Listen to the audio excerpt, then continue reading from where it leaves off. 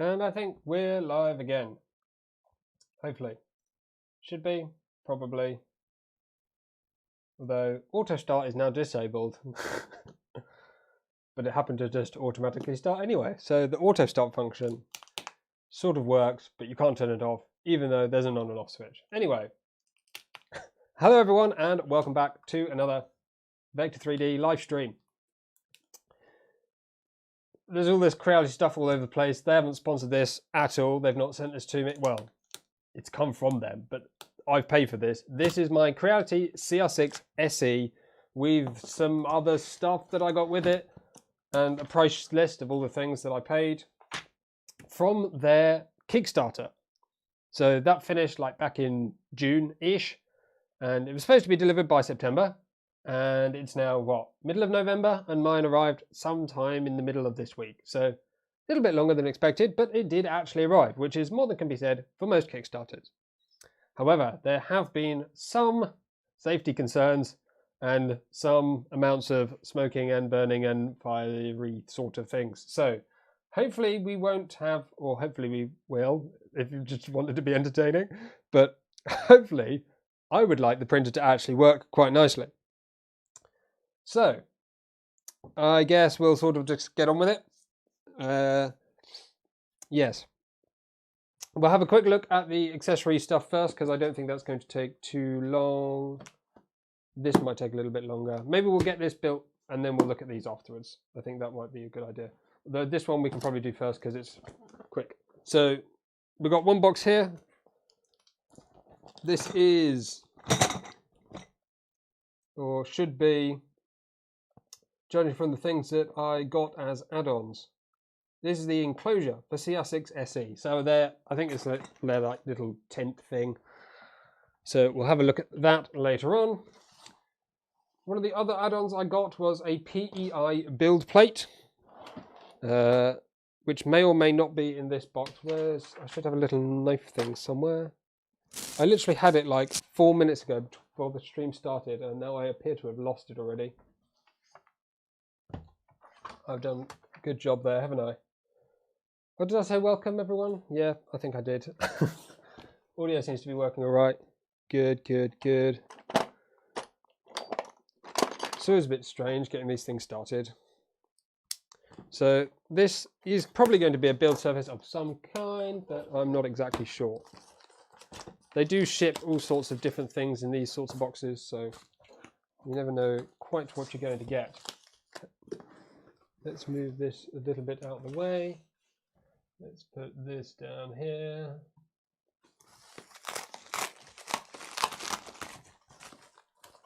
So we've got a box, in a box, in a package, in a box. Oh, all of this stuff was together in a box as well, so there's no shortage of packing materials. Oh, hello.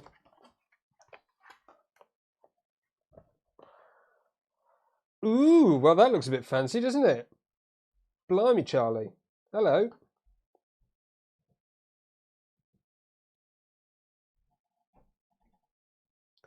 Well, that is a bit fancier than I was expecting. That's pretty sweet. It's like a shimmery gold. That's freaking awesome. I don't know if it works, but it's pretty cool looking. So this presumably is, yeah, that appears to be spring steel. Edges, not too bad.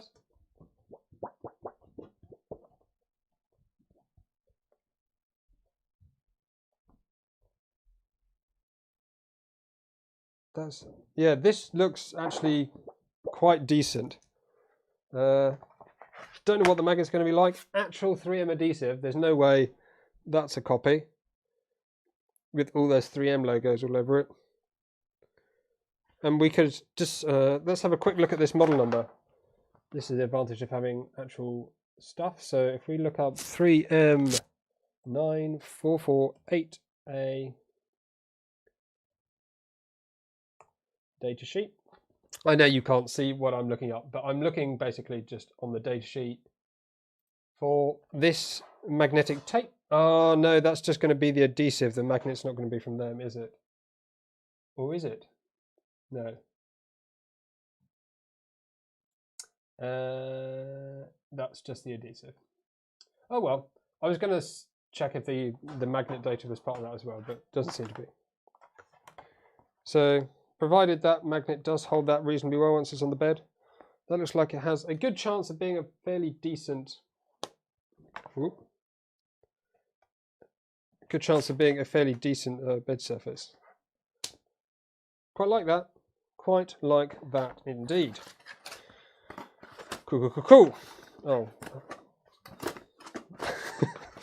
Other way around. Right. Let's sort of put that back in there for a bit. Get that back out later. I like to keep surfaces and stuff covered because a lot of the time, if you leave them out, they just get dusty, and then that dust has had like very small little kind of oily bits in and kind of ruins the surface. So I think now is a reasonably good time just to get on with the actual main build. We'll have the instructions on the screen if you want to follow along. So I am going to try and format this as a little bit of a guide. So for anyone that's choosing to buy this printer from Banggood or wherever you can now get it from, hopefully you can use this video as a bit of an assembly guide or just a helping hand to help you along the way with the assembly and the setup and get you started with the printing, just in case the standard instructions don't quite get there. That is the plan for today, to actually do a first print. So hopefully somewhere in the region of the next 2 to 3 hours, we'll have that done. Don't know how much of a kit this is. Judging by the size of the box, the bigger the box normally, the less of a kit it is. So hopefully this should go nice and smoothly.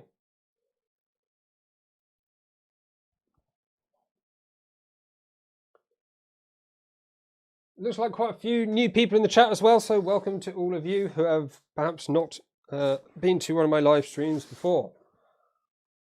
Is there anything else to mention before we get started? No, I don't think there is. So, while I have opened this box once already, I've not done anything with anything inside, so everything is pretty genuinely first time. I looked for an assembly manual or USB drive, I think, or did I? I don't. I can't remember what I was looking at. But anyway, nothing's really been out. I've not assembled or tested anything at all. So this is going to be as much of a surprise for me as it is for you. Yeah. Let's switch over to the 4-camera view. So we'll have the assembly instructions on screen if you do want to follow along, so you can sort of see what I'm doing in some capacity. So, well, this looks like the same user manual we can see online, so that's useful. I might be using this or scrolling along depending on how easy it is to look at things. Excuse me, I end up belching a little bit because I've just eaten dinner, so I do apologize for that. Cautions: recommended to use Creality slicing software to avoid machine abnormality caused by different slicing instruction of different slicing software. If you use other slicing software, please make sure the G28 instruction under G-code is same or set it as shown below. Just G28 and not G28 X0 Y0 and then G28 Z0. Cool. Well, that's what you should have anyway, right? So, cool. Just a brief instruction, presumably to stop people making less of things. I should also mention, so we're going to have these, I should have maybe had a link for this, but this is just basically the prices of the add-ons that I purchased, so we know what's standard, what they're currently valued at in a couple of different currencies, and what I paid for them. So, as well as the CR-6 SE, I got on the early bird price of $320 US, which is about £240 and about $320. The add-ons, I got the nozzle that was a 0.6 nozzle for about 80 cents, a 0.3 nozzle for 80 cents, a 0.8 nozzle also for 80 cents, a copper plate and hardened steel nozzle kit, which apparently includes a number of nozzles. That's $18 US or about £14, which seems a really good deal, which is why I got it. Don't know how many nozzles are in there, but for copper and hardened nozzles, that seems pretty good.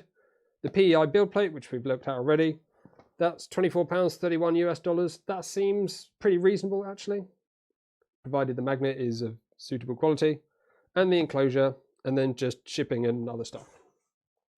So there you go, now you know that. So what have we got in here that we can pull out? This looks pull-outable.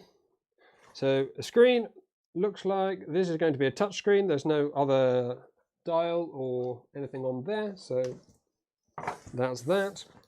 We've got this is more difficult than normal to get everything out. Oh, this looks like all the assembly screws we're going to need. 1, 2, 3, 4, 5, 6, 7, 8. That should be reasonably easy. We've got a box here. What's going to be in here? It looks like a filament box, but I wasn't expecting filament. Creality. It is a spool of filament. Blimey. Okay. So you get an entire spool of Creality white PLA. Huh. Would you look at that? That's a proper job, isn't it? That's quite nice actually to get an entire spool. Hopefully it's reasonable quality. We're going to use this then for the first print, as it's all like spooled and everything. Sorry, I'm probably missing a lot of chat. It seems to be okay. If you have any questions and you are sticking around, the best time to do it is later at the end when we're doing the actual print, and I can focus on chat a little bit more. High-end nozzle kit. So presumably this nozzle kit is going to be the more expensive nozzles. We'll take a look at that in a bit. We're just going to be using the standard nozzle today. So you've got like the standard setup kind of assembly process that most users are going to have. Part of the spool holder, power cable. Nice to have a UK power cable for once. Looks reasonable quality as well. That's good.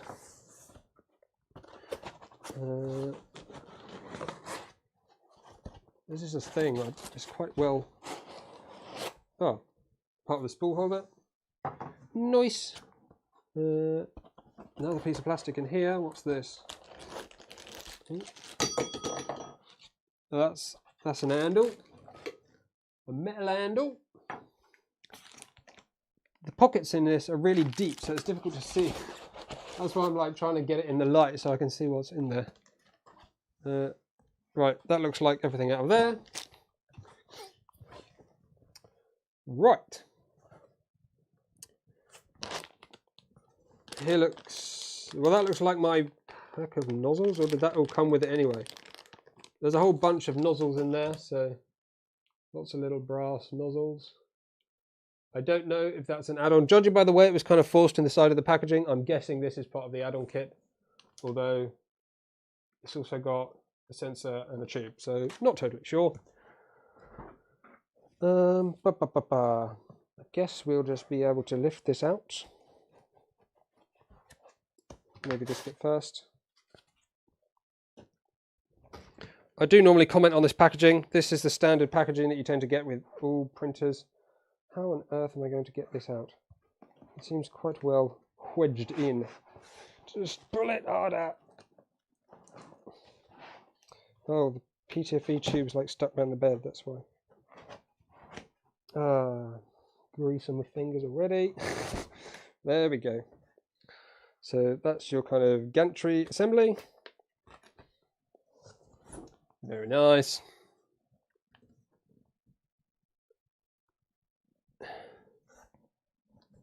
What's this?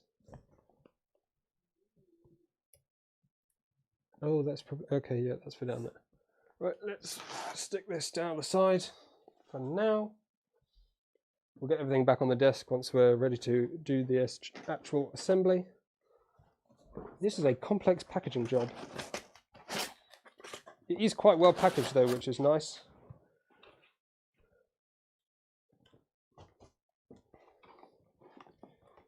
Aha, more nozzles. 0.8 nozzle, 0.6 and 0.3. So these are my 3 additional. Looks like then all of those nozzles you're going to get for free. Well, free, you've paid for them, but you get all of these included in the original box. And then these are the extras that I've got. So presumably this whole lot in there are 0.4 nozzles. It's quite a lot of nozzles. I rarely swap out nozzles unless I don't know, I rarely swap out nozzles. Oh yeah, sorry about that. It just doesn't like all the I think because it's based on contrast and everything in the box is black, it struggles to focus properly. Apologies for that. We'll get this all out of the way and then we'll be okay. I think this is going to be the last thing. Whoosh! Right. Overall build quality actually looks pretty decent.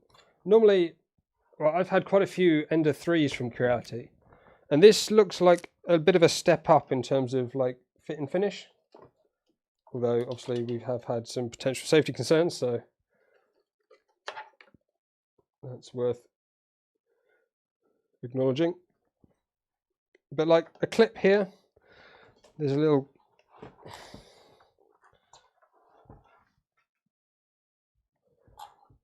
can you see that? Just here, there's like a clip for the cable.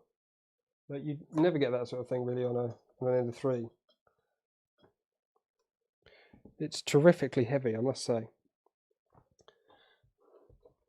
Big fat cable, bit of flex, maybe that's good enough.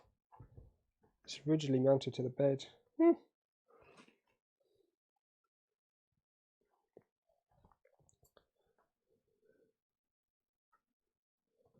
I think what we might do, looks like these will do.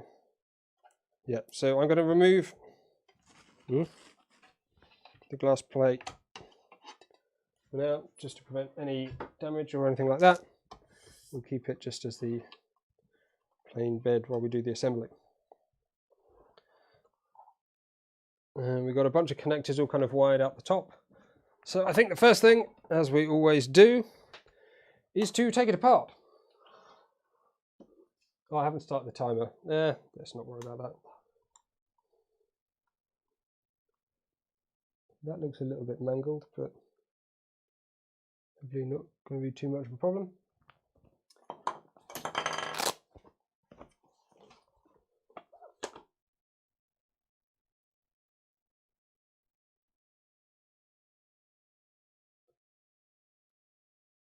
YouTube has actually, on one screen on this live stream, it's showing me 2 completely different numbers of viewers. So I have no idea how many people are actually watching, but feel free to like the stream if this has been useful for you. I mean, we've not done a lot yet, but hopefully it will become more useful as we go on. So I'm imagining in here, much like other Creality machines, we'll find the control board. This looks a bit bent.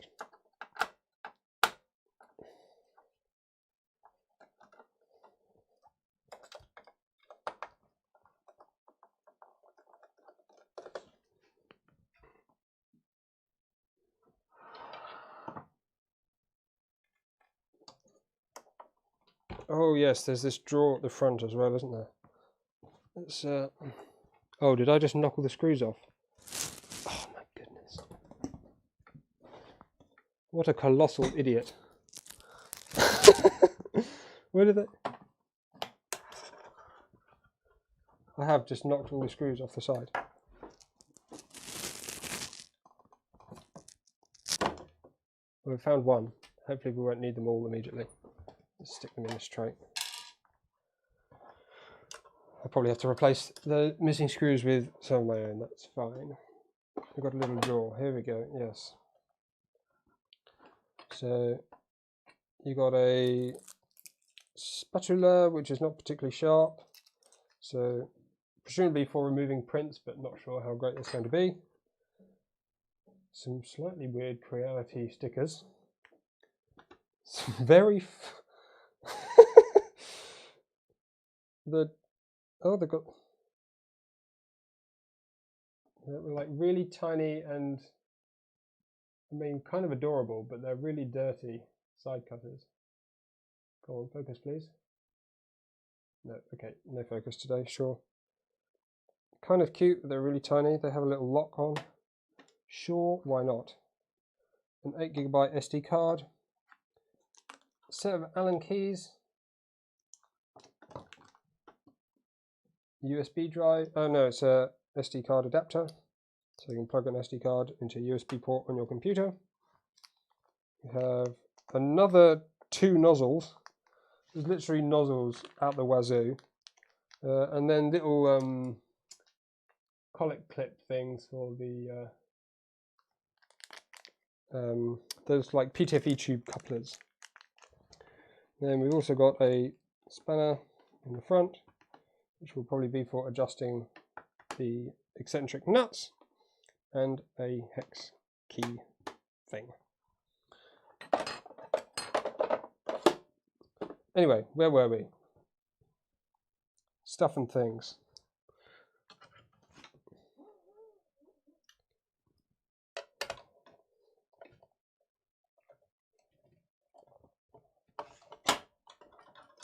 Oh, that thing's just fallen straight off the bottom.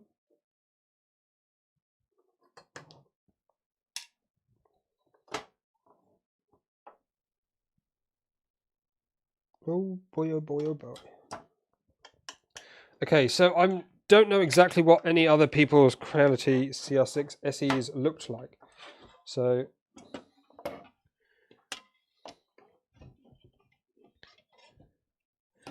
and I mean, this is a chunky fan. That's a, like, okay, it's not as thick as I thought it was. It's spaced off. 10mm thick fan, 50mm diameter, something like that.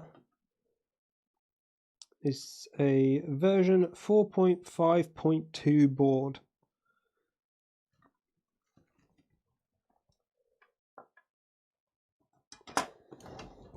Although, as I've discovered recently, the version of the board doesn't really tell you anything about the stepper drivers it may have, as they can be different.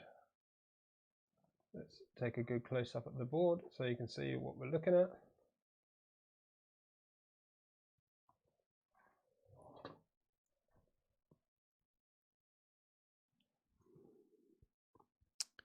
So we've got 2 large ribbon cables, not exactly, these 2 large ribbon cables, not sure what they're for. They look like they're going to be a proprietary thing. Down the bottom here, these look like stepper motors, although this weird extra long one for Y is weird. So fairly non-standard arrangement for wiring, which is a bit of a pain, because that makes upgrading to other things a bit more of a challenge, just because you have to find ways to kind of adapt to the cables, potentially. I'm going to guess that they're soldered to these terminals. Well, they solder the wires. They do it on every Creality printer, so I don't see why this one would be any different. We'll have a quick look just to double check. But I tend to not like that arrangement.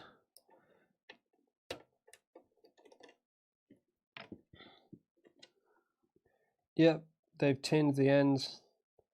Problem with that is that the solder tends to, once compressed, it'll flow over time, although those are kind of silicone cables, which is nice.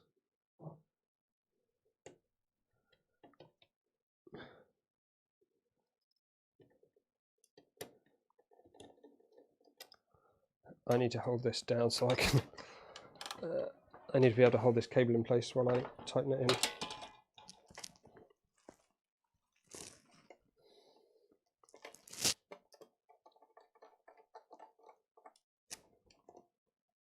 Nope, that's not worked.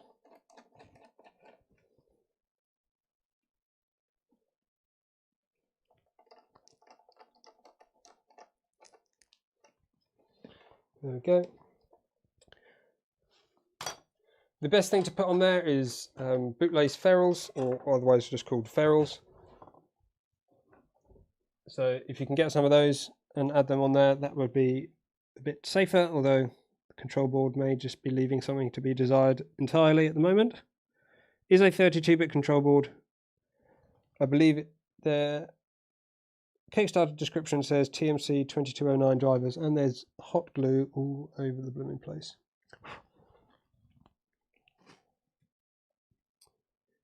Okay, so that's the control board. Now, I do also want to take a look at the arrangement of the power supply. Oh, I've lost that screw. Not done well with screws today. They're going all over the place. So it's the arrangement of the power supply and the wiring there. There also seems to have been some cause for concern in terms of safety. So we'll get a look at that.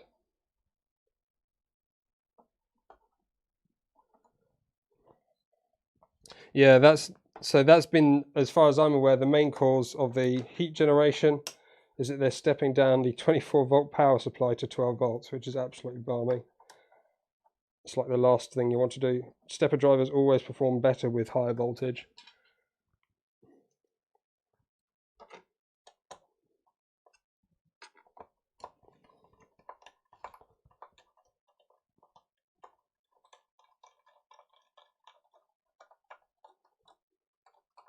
It does look like there's something weird going on with the bed. It's like a cutout there. Ow, just hit my head on the screen. Oh dear. Yeah, the bed actually does look quite flat. There's actually loads of screws. I don't know if you can see. If we try and get you an angle in from the side.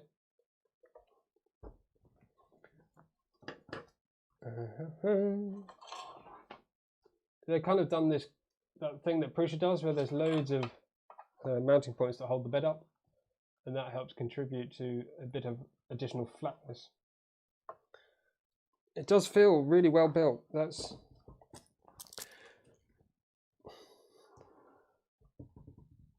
which is why the potential fire is even more of a disappointment for them, I imagine. What's the next thing? Oh yes, the power supply. Let's flip it back over. Try not to lose the screws this time.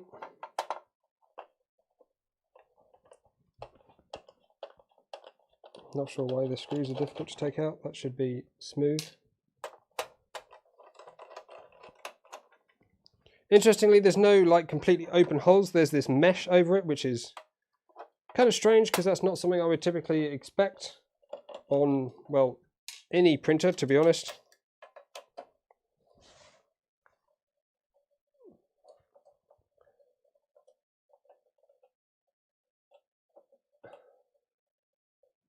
Typically, this is just going to be an open thing to give you maximum airflow.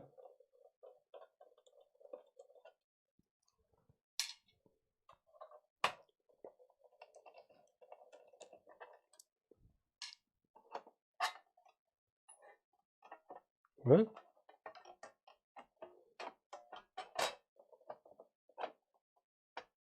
It felt magnetic for a minute. That was odd.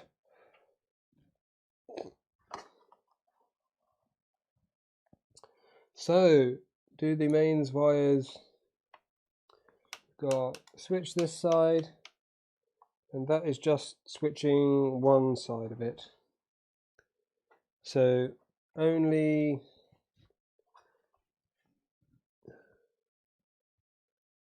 is that the live side? I forget which arrangement on the plug is. So that's live. Yeah, so they're cutting the live side with the switch, so the live turns on and off, but the neutral goes straight through to the power supply.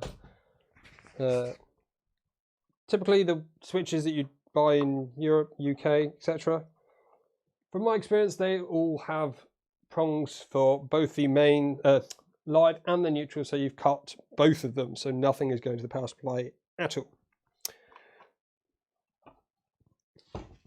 Let's get this up here and we'll go back to close up.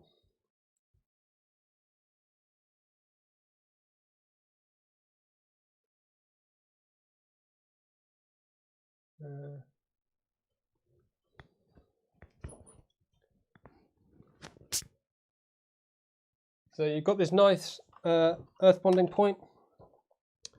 Let's just double check. This is a bit of a risk because it can be quite difficult to get all the little connectors back on, but hopefully this will be, yeah, that's not got any paint finish on the top, so that's good. It is a good direct connection to the metallic parts.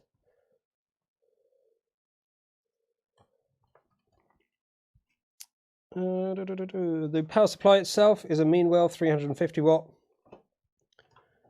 But again, I believe this is one of these ones that's not rated for use at continuous output due to electrical noise on European electrical circuits. Not entirely sure. I mean, in general, the fit and finish is not terrible. Switch being incorrect, or not ideal, I should say, is quite common. Doesn't make it okay, it's just quite common. But there's nothing they've done here that nobody else has done. They've not totally ballsed it up. It's just not perfect.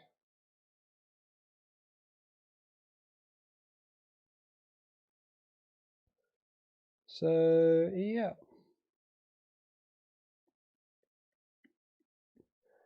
That's that.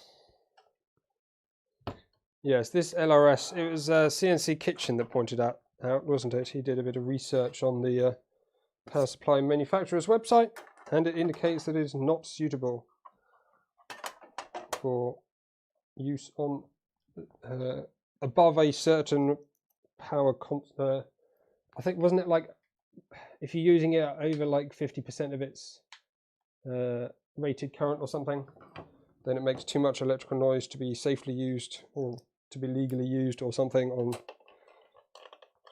UK or European electrical circuits for mains.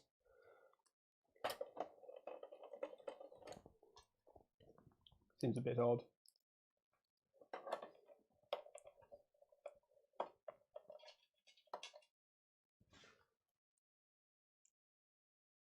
It seems odd to me that we've still not got a company that's like dedicated to I think these screws are not threading well into this material. It seems odd we've not got a company that's dedicated to power supply manufacturer for 3D printers, because still at this point nobody really has a good solution. Prusa's got a proper solution with their Delta units for the Mark III.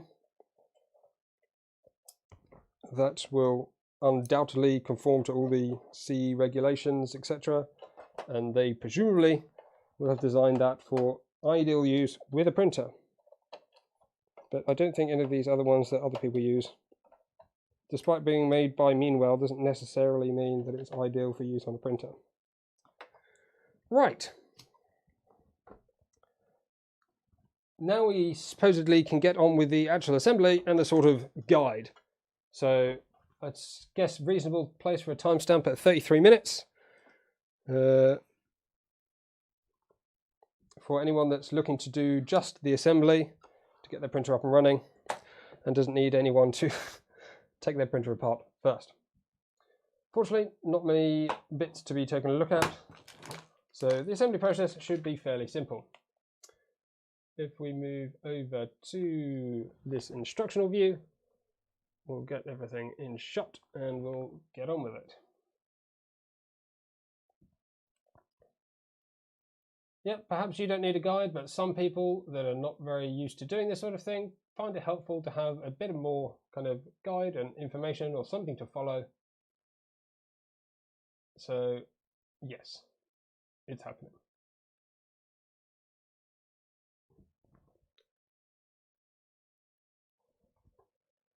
Install the gantry frame. You have the base frame, the gantry frame, and the M5 by 45mm screws.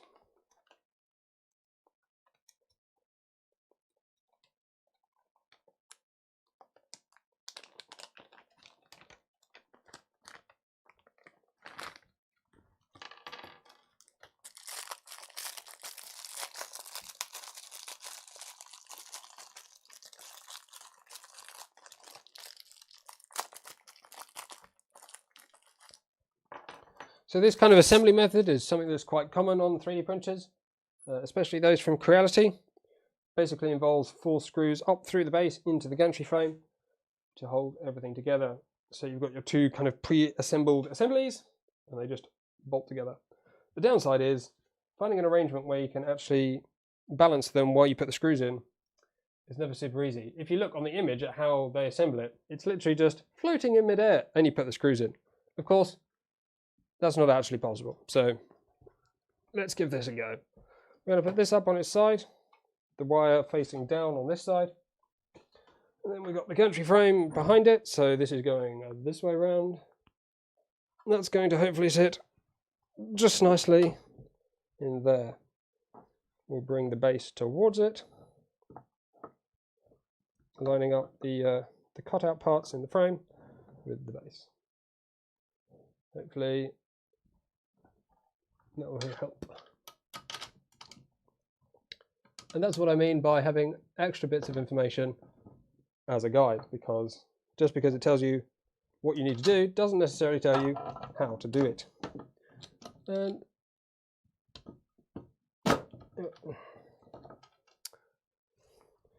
of course the challenge is when I'm doing things in 3 directions all at one time, I also can't do it either. I'm missing the Allen keys.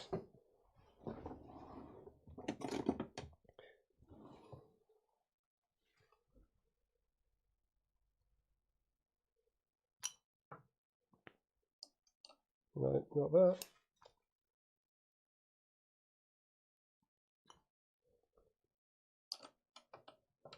There we go.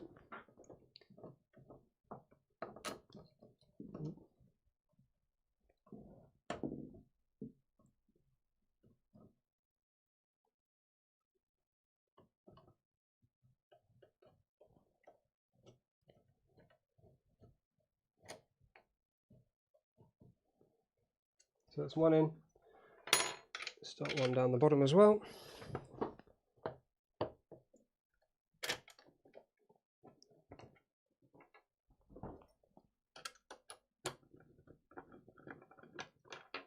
No.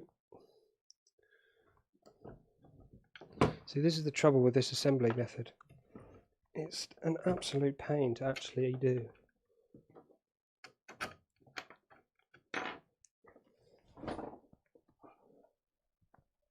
How has that come? Is that where it needs to be? No.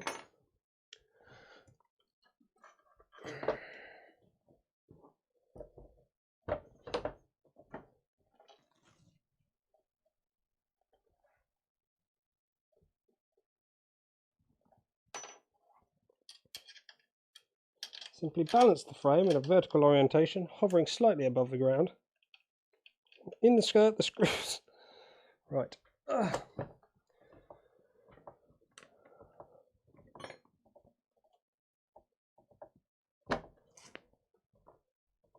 Why does this wobble?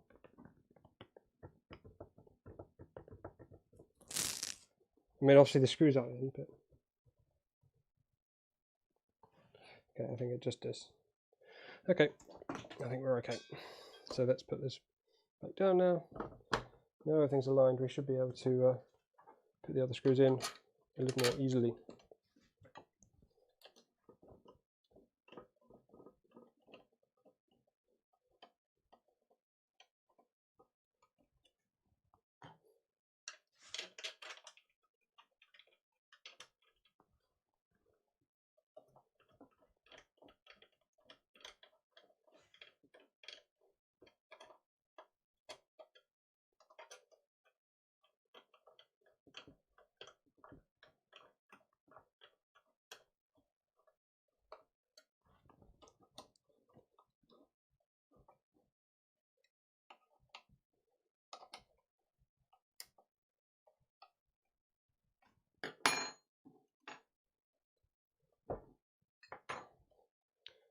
So those 4 screws in, they're not tight yet. Just going to make sure that everything's kind of seated correctly. Trouble is, with printers, you don't want to really be stressing them in any particular direction as you tighten things up. But there's no real way to get around that in this screws up from the base assembly process. You have to put it on its side in some regard in order to tighten everything. If I lay it down, it sort of helps, but it's not sitting on this side, it's like at the back, so nothing's perfect, but hopefully this will be okay.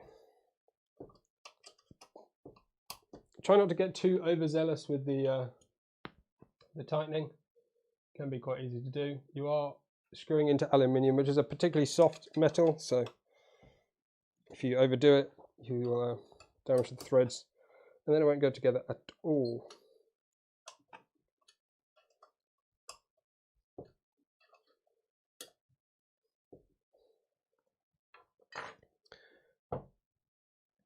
That looks nice and steady. Good.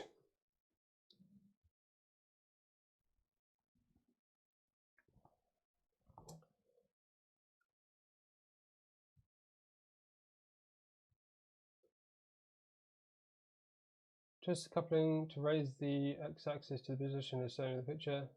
Raise it, mine's already at the top.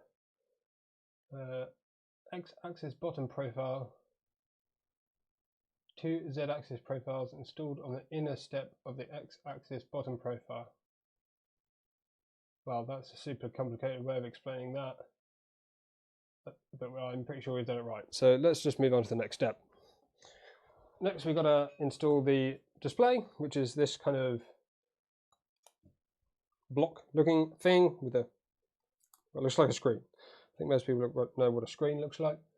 So M5 by 10mm screws. So looks like everything left is M5 by 10mm. So that should be reasonably easy.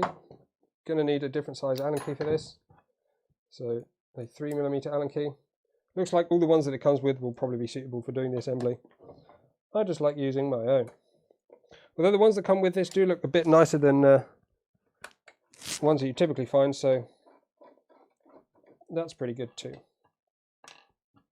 And the fact they all fit in a nice little tool drawer, I do quite like that.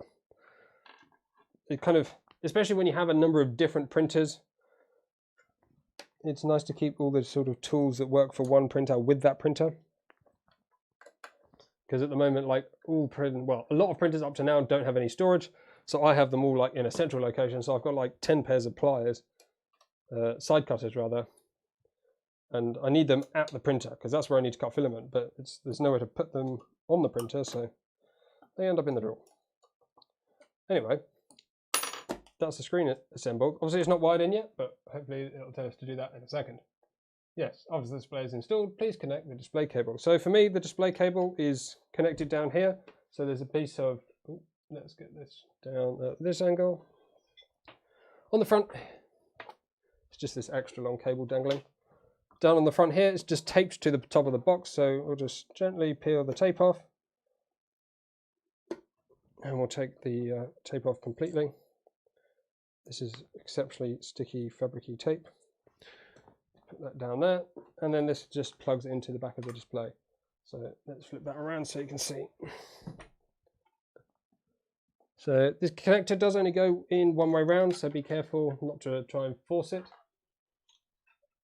It does only need to go one way. Well, it does only go in one way. There's kind of 2 little prongs on one side, and those go in that side. So 2 prongs on this side, and then just use your fingernails or whatever to just make sure it's nicely seated. Job's good. On to the next, install the rack. So this is presumably what we're calling spool holder, which is in a couple of parts by the look of it. You've got this big hingy thing, and then this thing. So this looks like it just sort of goes in here. Easy peasy. And then this looks like it clips on to the side of the aluminium extrusion. So the side you want to put this on is going to be the side by the extruder, which is this kind of big bulky end over here. How exactly they expect you to put it on? Also, is there a mirror image? Oh no, they're just looking at the back. Okay, so they want this like placed at the front here. So you start kind of fairly vertical and then come down. You should have that seat, and then you can click the bottom in. There's a nice little rubber foot that will contact once you put some weight on it. That is actually quite cool because a lot of the time when you're trying to stack printers close together, like for storage, you get this like big spool like sticking out the top or out the side or something. This is quite easy to kind of tuck away, and to be honest, just to remove. Although it is quite a lot of plastic, which not super ideal, but seems like a reasonably good solution to me. I quite like it. Don't forget to like the stream if you're enjoying it so far. Looks like we've only got about 30 likes, but 120 odd people watching. So if you could like the stream, if you're enjoying it, that would be fantastic. And if you're maybe new here and not subscribed, hit the subscribe button down below to get notified and things like that. Helps me an awful lot. So please, please do it. Not in like a begging way, but do though. Like do it, but you don't have to, but no.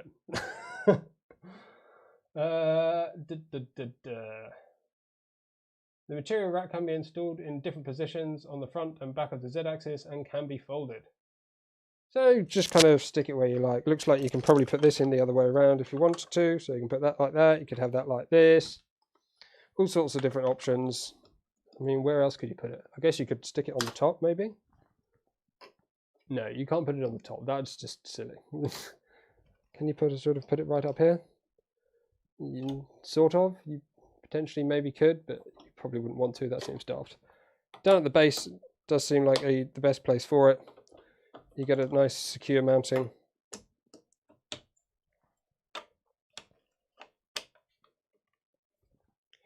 Cool.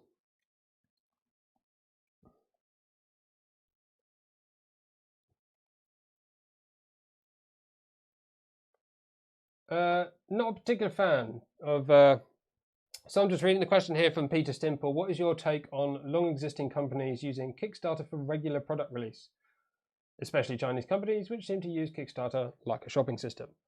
Personally, really not a fan of it. I got this one obviously off of Kickstarter, but if I was just a general consumer, I wouldn't have done. I got it for the purpose of doing this. So like I would get it from anywhere, but I wouldn't. For new companies, I'm really like, that's fine. It's supposed to be there for new companies that need funding to get started. Kickstarted, if you like. Like a kickstart, that's like the point of it. But for big companies that have huge amounts of funds and millions of sales, it's absolutely balmy to be using Kickstarter. It really is. I don't know, like I'm surprised there's nothing in the policy of Kickstarter that says, if you're a multi-billion-dollar company, you can't use Kickstarter to create a new product. On the other hand, there is the side where big developed companies, sometimes obviously under the control of certain senior members of their teams or whatever, are not able to launch a product in a particular way, maybe like they normally would. And so they use like a small special department that's got very little funding and trying to do something different. Like that, I believe, is where they kind of justified this kind of machine. But still, I mean, it does seem really difficult to justify it as a necessity. I can't believe that you'd really need to do that. If your company is not going to support the product, even though they have the funds to be able to do that, either you shouldn't be doing the product or your company really needs to sort themselves out, because clearly this product was desirable. Lots of people wanted it. So just launch it as a blooming product. Anyway, the handle on the top. So we've got 4 fixings left. This should be pretty easy. So some M5 screws just go in the top of the handle. Nice and simply. Just drop them in the top like so, and they poke out the bottom. You can get one of the nuts and place it on the bottom like that. Just try not to screw it on too far for now, because it will make the assembly job a little bit more difficult if you do. These are actually not difficult, not very easy rather, to drop in straight. Oh my goodness. You can use an Allen key to help align it. There we go. I'm just sticking my finger in the back to hold it in place. And then we can just align the T-slot nuts with the rail on the top. And using the same Allen key as you did for the screen, you can tighten those. And just make sure as you do it that the hammer nuts are rotating. So sometimes they have a tendency to not rotate into place, and so they don't hold properly or at all. So just make sure that they're rotating as you do it. From this angle I can see quite easily, and I've got a light behind me as well, but you should be able to see from the side, and that'll mean if you do try and pick it up from there, it won't all just fall apart.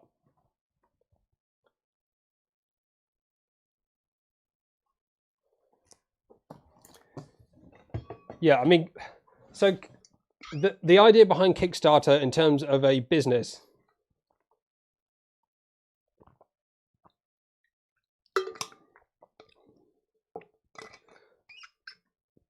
I'm going to talk about this as if I'm an expert. I'm not an expert. It's just my take. When you have a business, you operate under what is called risk.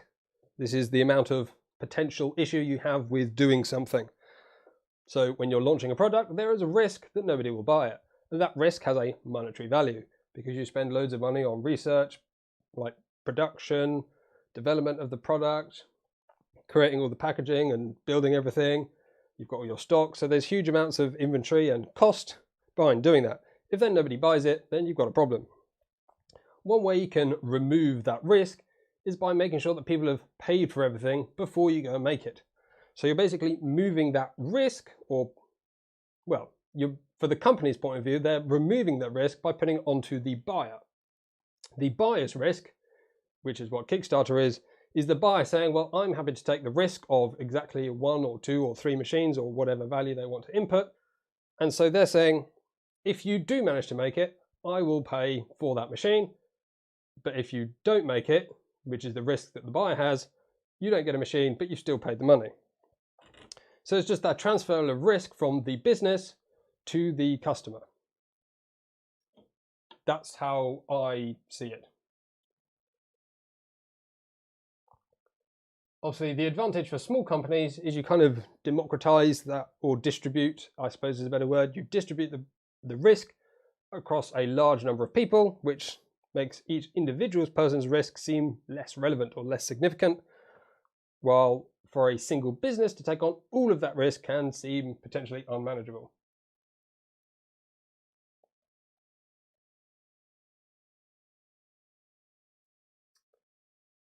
It's easier to change platforms. Okay, install the handle. Rotate the glass pick and place handle plate for platform replacement. Okay, well, I already removed the plate, so I guess I'll put the plate on now. Oh, see, this is why I didn't have it earlier, because I'm likely to damage it. Well, this is not as easy as they make it sound. Okay, I'm going to take this plastic off. Hopefully that's not going to leave any residue on the build surface.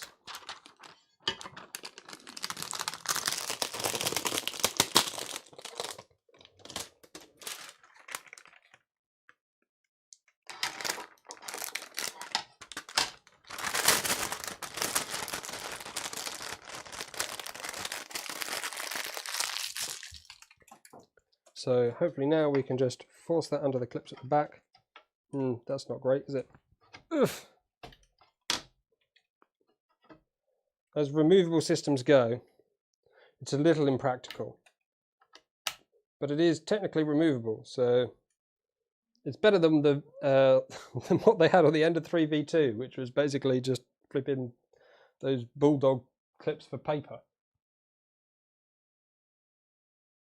Kickstarter is not Amazon. Well, yeah, that's exactly what I'm saying. The buyer is taking the risk. When you buy from Amazon, there should be no risk.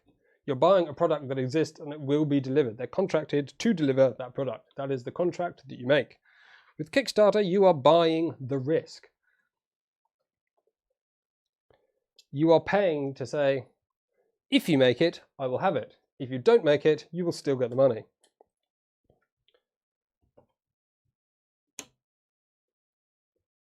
Cable connection. So now we're connecting all the various different connectors around the printer. It looks like they're all sort of pre-arranged with this same tape as before. So let's just go around and try and do all of those. So you've got the first one here, which is the Z end stop. Again, super sticky tape. Try not to let it fall down the gap. And then you've got this little dangling wire here. Put here into here. And then you have wired the end stop. There we go. That is very sticky tape. I don't know what type. What is this tape that they use for this? Because it's actually, I don't want to call it nice, but it's really durable and very sticky. It could be useful for something at some point. So this is an optical end switch. There's a little tab up here. It's going to drop into that. If we keep moving around, we've got, so this tape looks like it wasn't even stuck down, which is why it's not stuck. But it grabbed onto the cable and the platform just enough. So again, only goes around one way. Use a minimal amount of force to put the cable in. This camera's going really dark today for some reason, isn't it? So very easy, just like that. They are labelled as well for help. And now we've got this whole thing. So this is like, it's going to be a little bit more complex, but should be fairly simple. So you've got one cable connector here that goes like halfway down, and you've got another one right at the end. The first one, try and kind of keep this cable somewhat managed, and it's going to just plug into this connector right at the top up here. So there's this little kind of daughter board where everything's kind of coming off of. So this is where, if you do any upgrades, you probably want to cable into, rather than modifying the original kind of ribbon cable. Just do the modifications at this point here and keep this ribbon cable intact. It looks like it's actually going to be a fairly reasonable solution. And the second half of the cable, that can be brought kind of over the top, and that's going to come under the top of the frame and then into the top of the extruder area. So there's some clips up here. Probably want to open those first. And then as we put the connector in, they should all close up.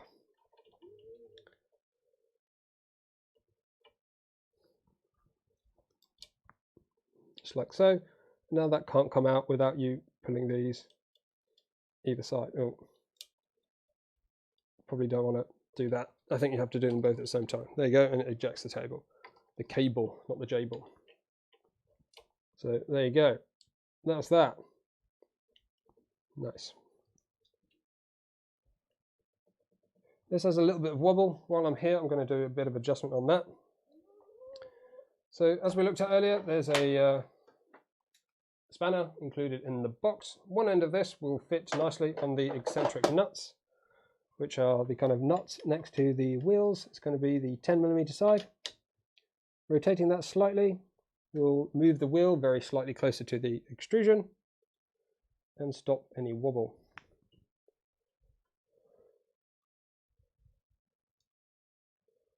It looks like most of the wobble is actually just in this frame. I think I've taken up. Yeah.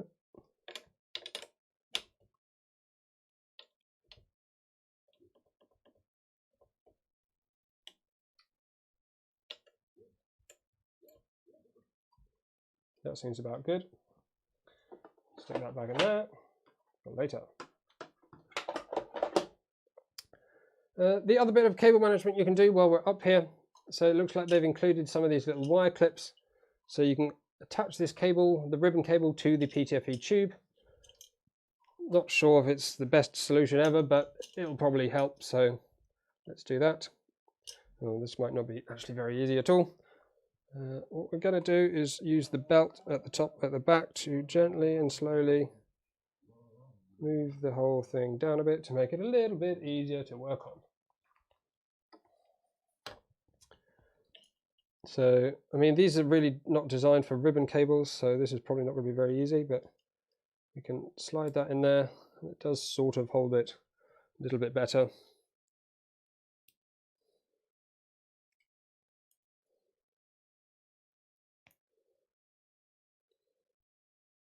And these little twist clips just sort of twist back around each other afterwards. So you untwist them kind of one turn and then twist them back once the cable's through. Oh, that's going the wrong direction through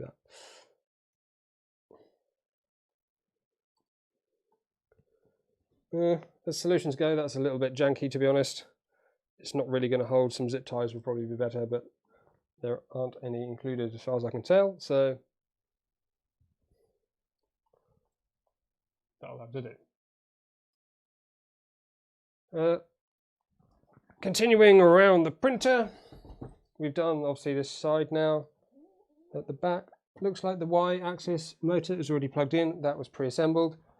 Power at the back, for me, set to 230 volts in the UK. For US, I believe that needs to be set to the 115 volt side. So you can just use a screwdriver or something to slide that across. For me, I need to leave it where it is. Motor cable on the other side. This one's going to be a bit more difficult because for some reason they put the motor in a different orientation that makes it far more difficult to plug into. Why? I have no idea. So try not to drop it through the gap as you do it. There you go, that's in there, not too bad at all. That should be everything we need to do, and now we're on to power. So that is, in theory, assembly complete. Not too bad at all. Check the screws under the glass bed from the heat bed. Do you mean like the eccentric nut, or do you mean like everything seems pretty solid?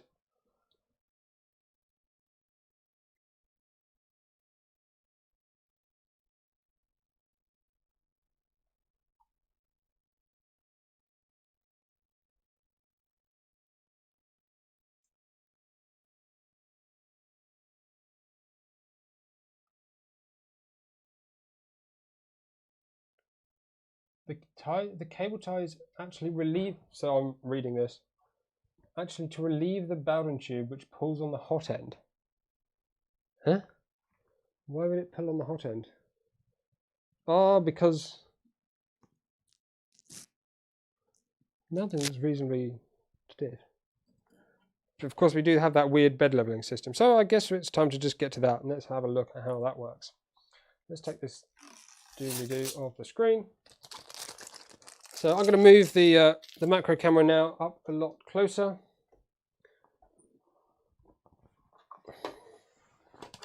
And we're going to move this out of the way.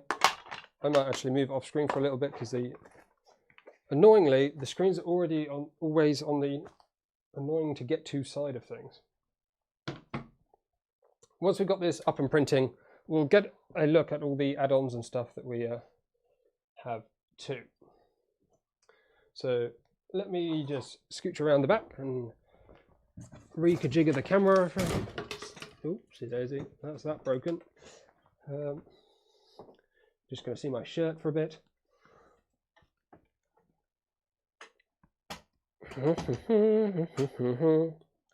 Excuse me, sorry, coming through.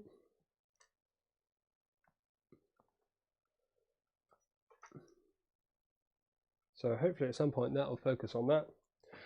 Let's find a power cable and we'll plug this printer in.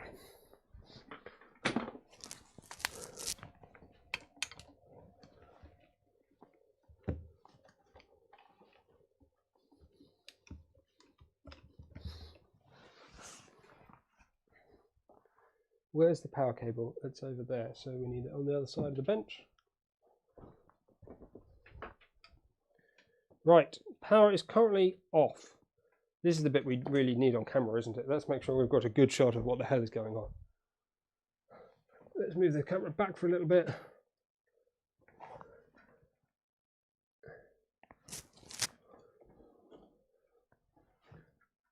Yeah, that's good. We've got top-down shot, got wide-angle shot. Right. The screws which hold the heated bed, put the glass bed, and then the screws, and you check if they're tight. Well, there's nothing wobbling. It came assembled. I think it's fine.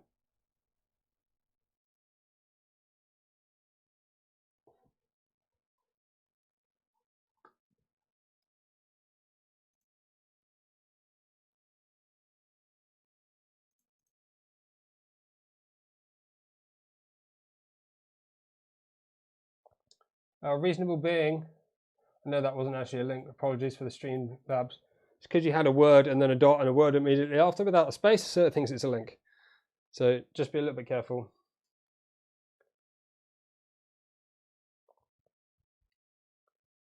Right. Okay, we're at that time now where some users have reported that they have seen smoke coming out of the unit once it turns on. So while I'm not expecting that to happen,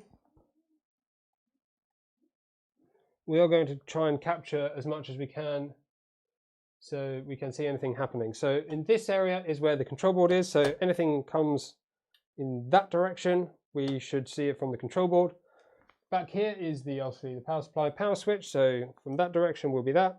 And at the back under here is the power supply, so from there will be from the power supply. So let's get it plugged in and turned on and see if we experience what other users are reporting. So with the power off,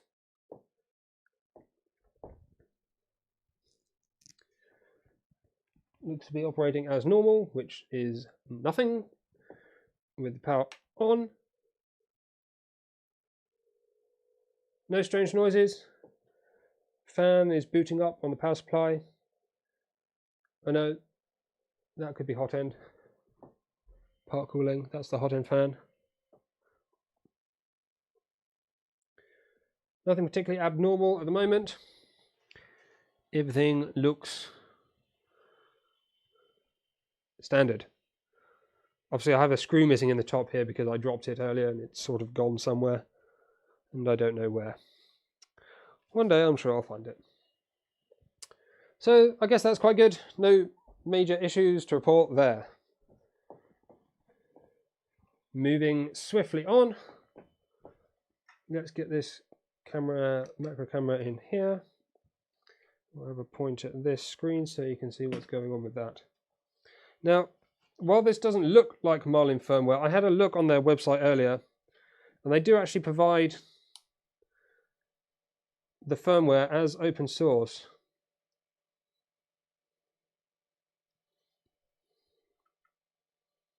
So they do say it's Marlin firmware, so in theory it is Marlin, but it's not an arrangement that I'm familiar with particularly.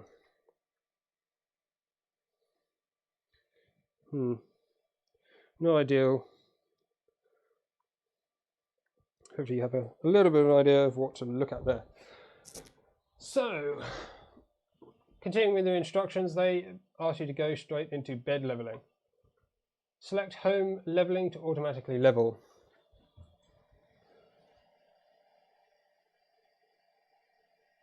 Level, I guess. Auto leveling. Not sure what that's all about. During the leveling process, please do not touch the Teflon tube and nozzle cable.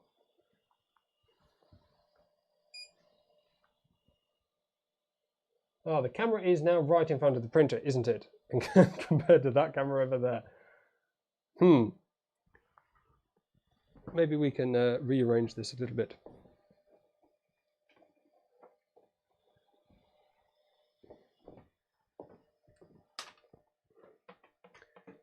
Fairly non-standard arrangement I'm going with now.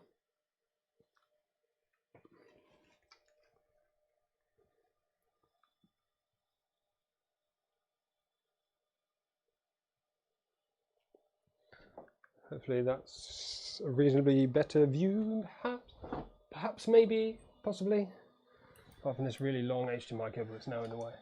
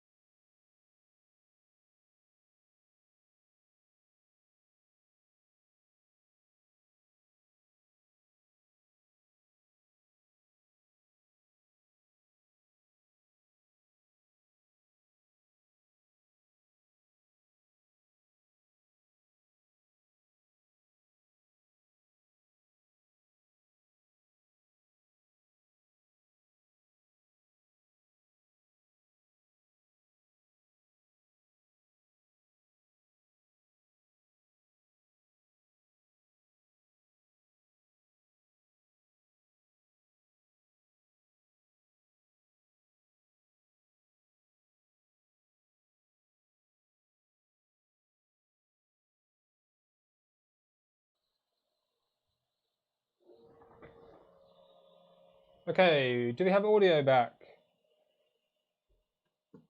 Let's just make sure I can listen. Yes, looks like we have audio.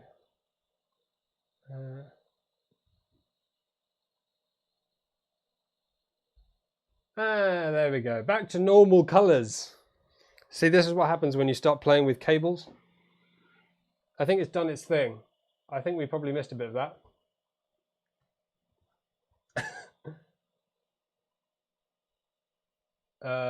Yeah.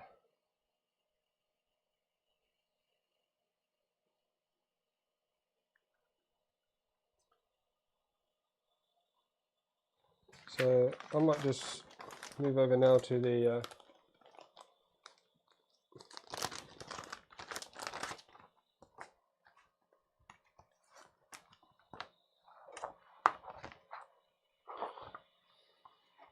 auto leveling, preheating.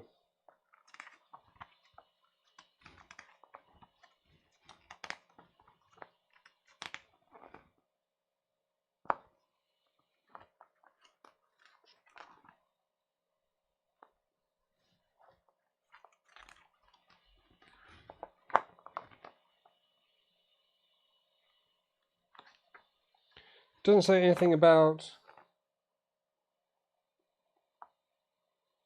the Z offset. We'll just do whatever it says. After leveling is completed, adjust the Z-axis compensation value according to the adhesion of the printing consumables and the glass.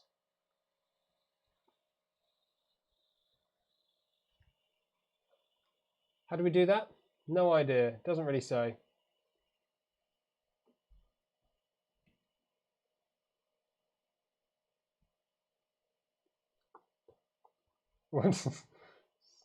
Sorry, Streamlabs being a bit overreactive again. I mean, it was all caps. Yes, Streamlabs is the bot. So Streamlabs OBS is a version of OBS which I'm using to do the stream, and they have a bot which I've implemented because I can't possibly manage the stream and chat at the same time. Back. So it's doing it at home.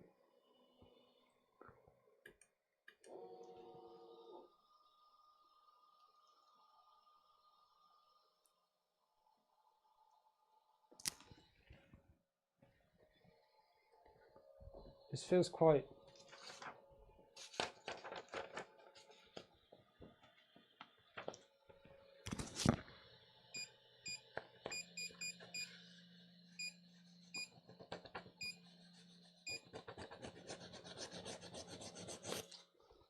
There you go. I'm not sure why it needs a Z offset when it's got a freaking touch sensor, but there you go. Right, bed leveling. Preheating method. Preheat PLA. That we can manage. Prepare. Preheat PLA. Is that doing it? Yeah, you can see the temperatures targets changed. Don't like the beep.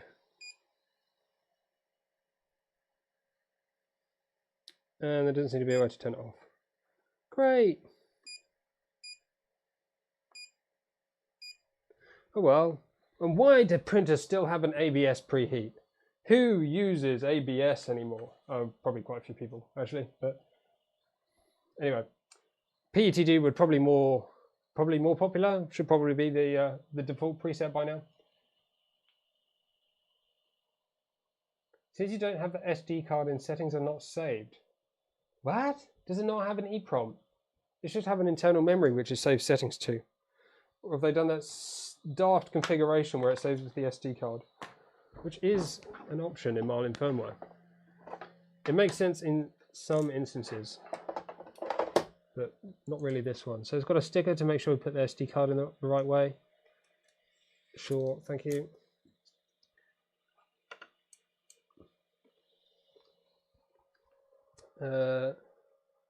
Preheat is going, so this is a bit of a weird arrangement, isn't it? Now this cable and the spool holder's like in the way of each other. That's kind of not great. So let's get this package open.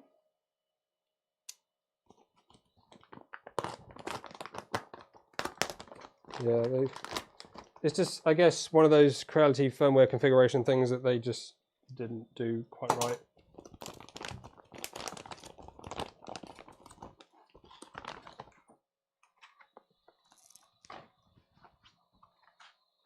That is the wobbliest spool ever. But I suppose if it's enough, it's enough.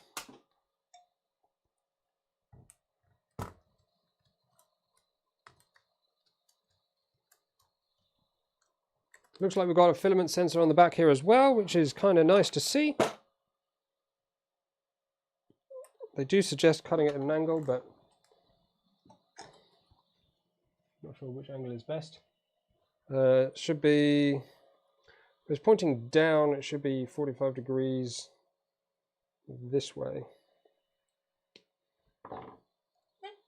So we'll stick that through the filament sensor. Well, what I'm going to do is try and straighten out the filament first, make insertion a little bit easier. And then through the second part, looks like we need to open this lever a little, pull it through. I don't know what the instructions are for this part. What does it say? Note the preheating standard is adjusted to feel. If you need to adjust it to printing materials or other reasons, you can adjust the parameters. 240 preheat. Isn't this a PTFE lined hot end? Hang the filament, cut at an angle, load the filament. When the current temperature reaches the target temperature, the consumable passes the material breakage detection and are inserted into the small hole of the extruder until the position of the nozzle. If the consumables flow out of the nozzle, it means the consumables have been loaded. So there's this little latch on the back of the extruder. The nozzle is now basically touching the bed though, so we're going to move. Doing this upside down is super not difficult. Super difficult, I mean.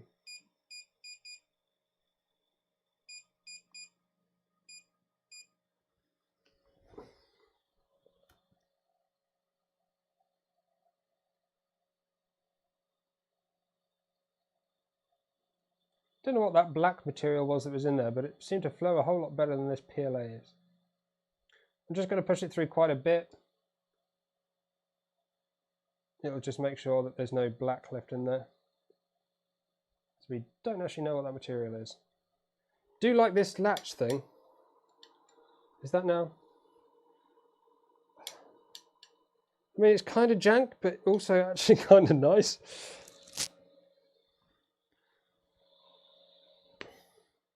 Oh, so you're saying, from what you said before about the SD card, because I've done that leveling procedure, is it just going to totally forget that because it requires the SD card to be inserted? It's just going to forget it.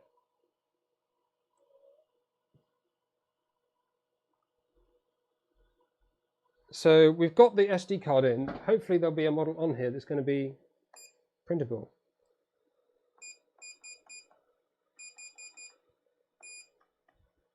Is there no models on the SD card?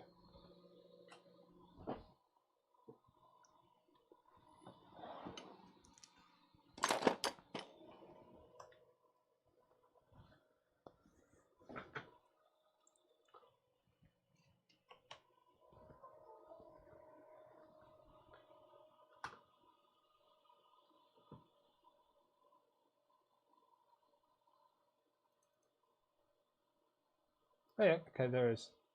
Does anyone know how long any of these take? Some of them are labelled, some of them are not. If I use the interface whilst looking at it from the right direction, I might have a better clue of what to do. Right, print.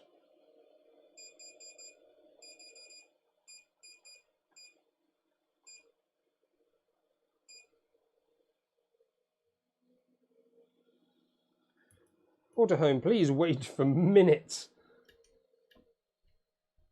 Okay, so we're going to just turn that preheat back on. And we're going to have to move something, I think, out of the subfolders so that the interface can read it, because for some reason it can't navigate folders.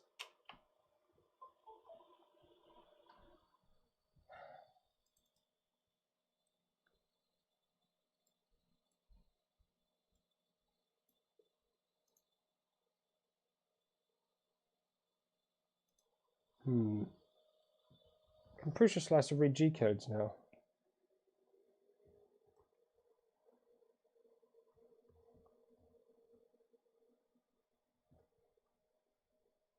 Curacan, it takes a while though, doesn't it?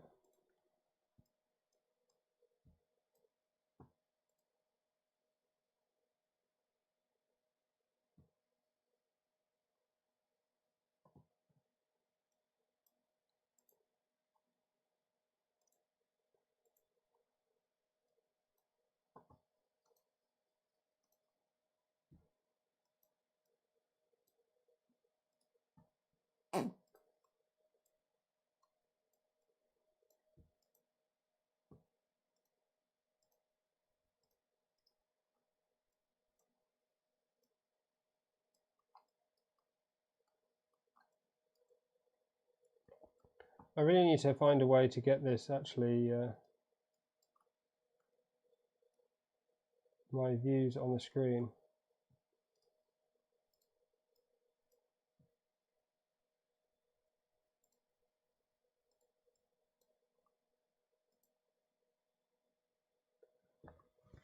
This is a bit of my live stream which I've not fully sussed yet, is it? I need to be able to show the kind of slicing process on the screen. Trouble is, I've got this like 2-computer arrangement here, and it sort of works for some things, but also sort of doesn't, which is kind of frustrating. I don't want to...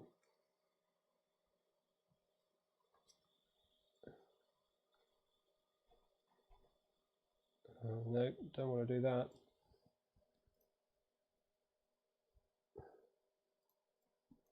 Dragon.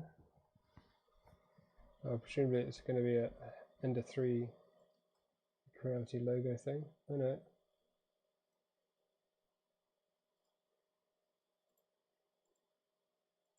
it. These all look super long.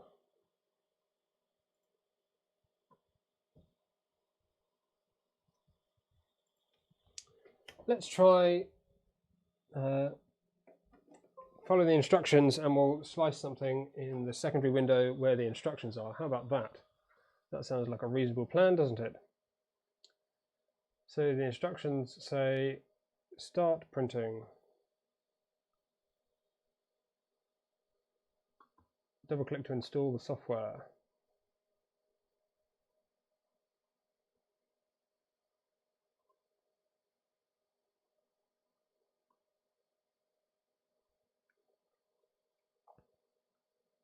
Once it's installed, I'll share like a view of the screen which I can see, and we'll find a model to print. Not sure what to print. If anyone has any suggestions, now is probably a good time to go ahead and share those suggestions. Don't forget to leave a like if you'd enjoyed the stream so far.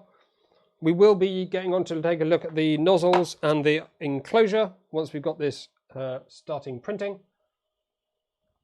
So make sure you stick around to catch all of that as well.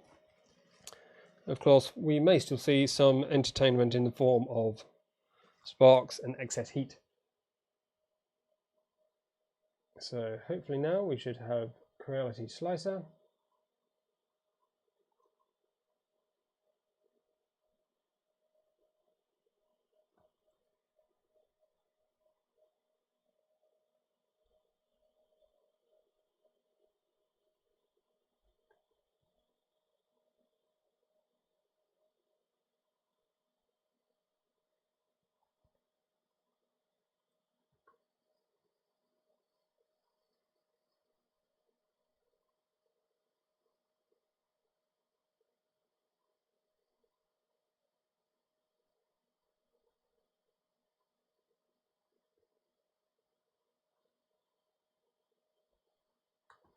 So if we add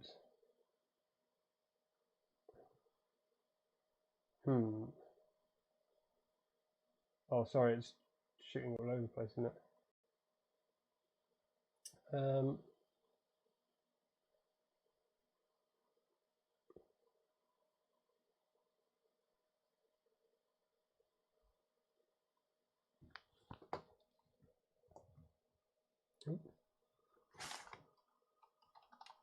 Just have to set up a new scene in Streamlabs very quickly, and then we'll be able to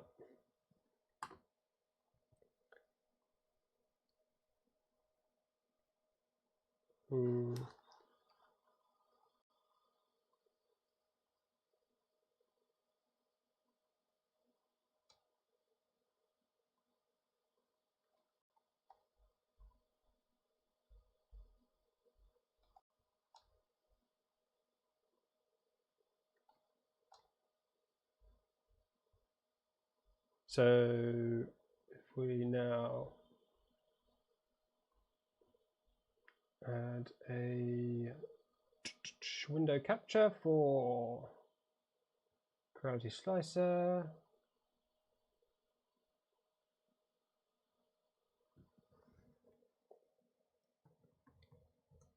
Oh.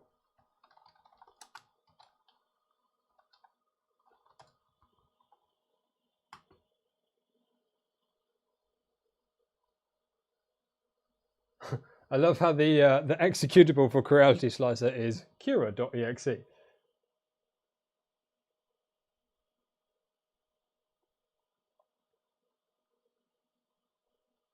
Okie dokie, so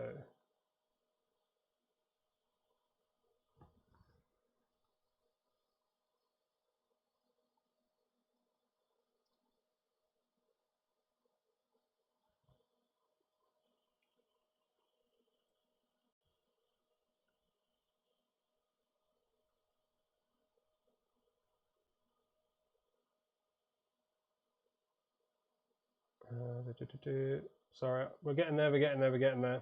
Promise we'll be there pretty soon.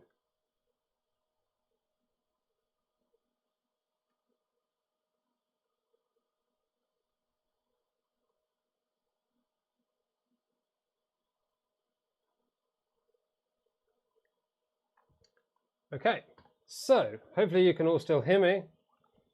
STM card in the folder, copy them to root, and you will have them for printing. Yeah, I could see that. I just didn't like the length of all of them. So this is the whole setup window. So it looks like they've got a number of profiles in here. I believe a lot of these are just standard from Cura. So we've got CR-6 SE. Click next. Looks like that's going to preset all the settings that we need. That's pretty dinky, isn't it? Happy with that. Start G code, end G code, extruder 1. Nice.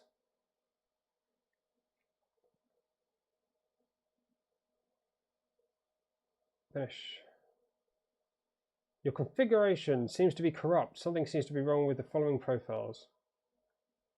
Nope. Okay, we'll just go with what we've got for now. So now I want to add a file. We're going to use this lion. Quite like this lion. It's a nice little print. Going to scale it down a bit. Man, I have no idea how to use a slicer. Scale, here we go. What's going to be about an hour and a half-ish?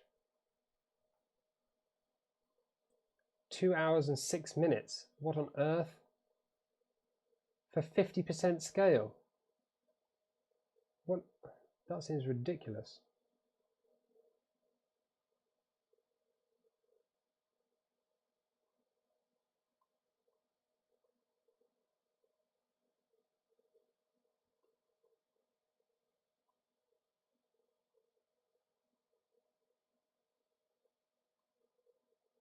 Shell, wall thickness 3.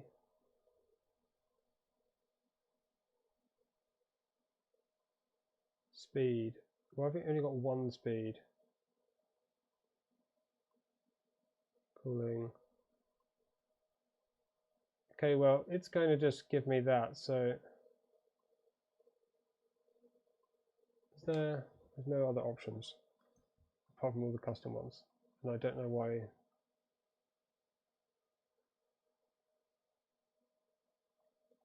Okay, so we're going to go even smaller.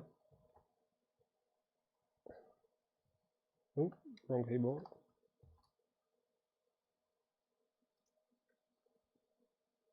Go a bit bigger than that though.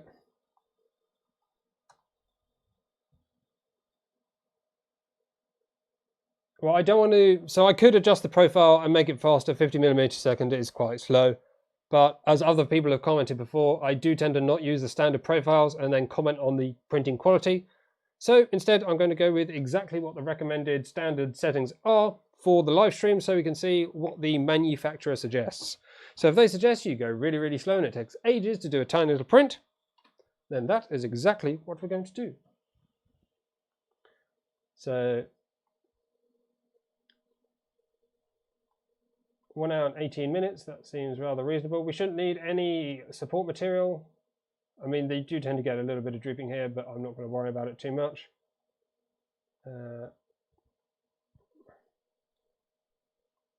Let's preview what that's going to look like, so we don't get any weird surprises. We don't need 3 perimeters, but that's what they suggested. And I've just said that's exactly what we'll do. Okay, we'll do it. It's 1 hour and 18 minutes. Sure, that's what we're doing.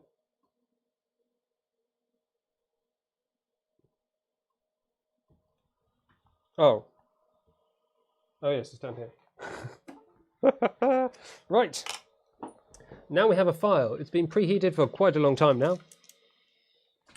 Hopefully it's still ready to go. Prepare. No, not prepare. Print. Where is everything? Am I just being super thick here?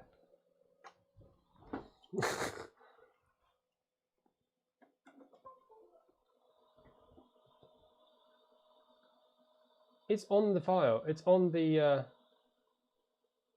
drive. This seems bizarre. It just doesn't want to read the SD card.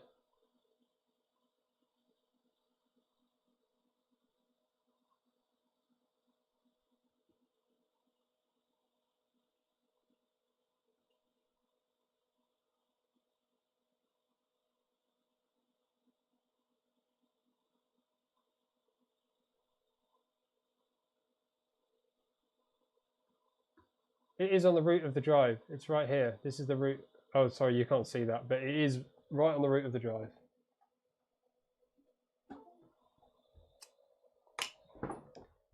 So what I'm going to try is sticking it in, and then I'm just going to power it off and turn it back on again so it's booting up with the SD card in. Hopefully that will help the situation.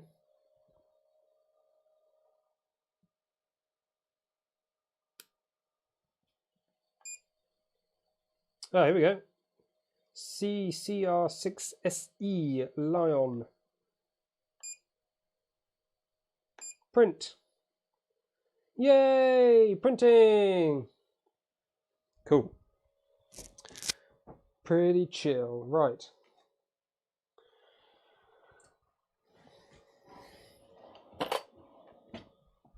So now we can look at some other cool things. We have some other cool things to look at. So the other add-ons and stuff.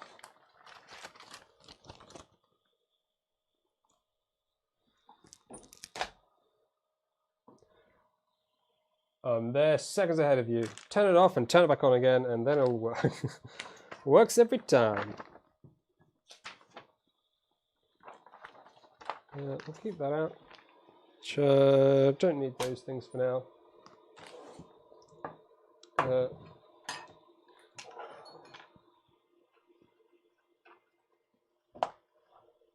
What views do we want now?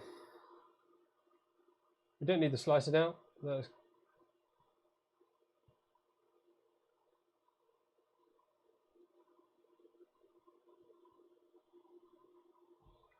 I'm going to bring the macro camera back over.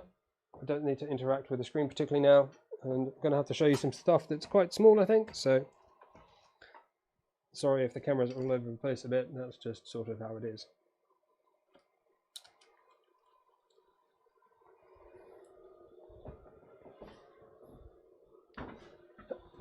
Right.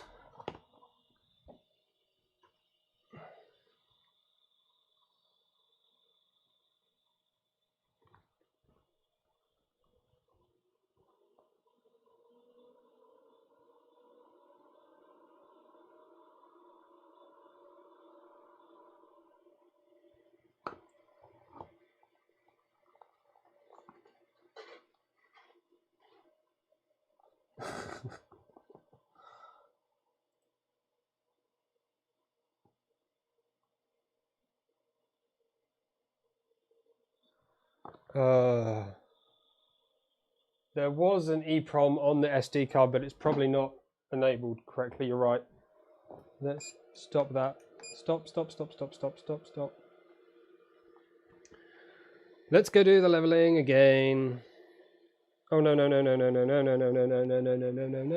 We don't want to do that. What can I use? Let's use this. Please work. Well, that doesn't work, does it? How much force does it need? Blimey.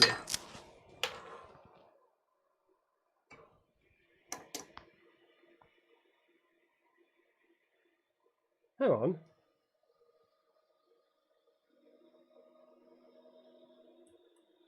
So that sensor, that's its super fancy touch sensor, it doesn't use the Z.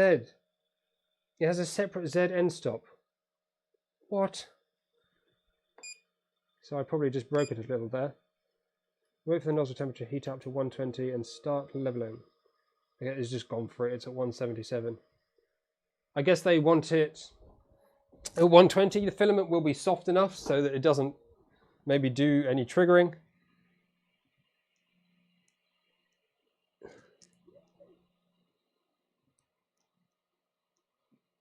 It's quite a lot of deformation when it does this censoring thing.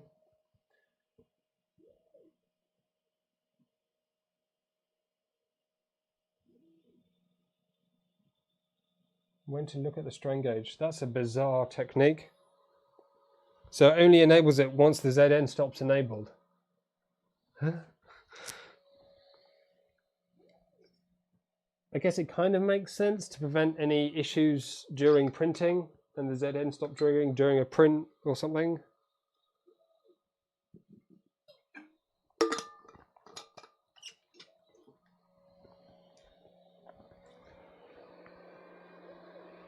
The hot end's a little bit different. It's not a standard Creality hot end. I mean, it is a Creality hot end, but it's not the same one you typically find on the Ender 3.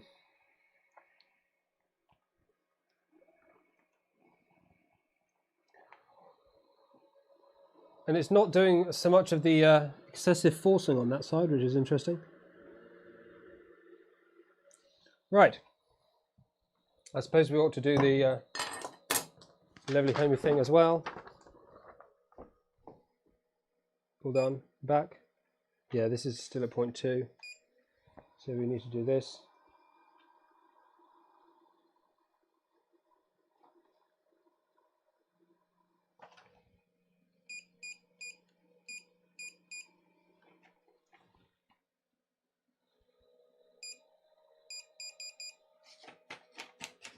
Well, that's great. Oh no, okay, it works from that side.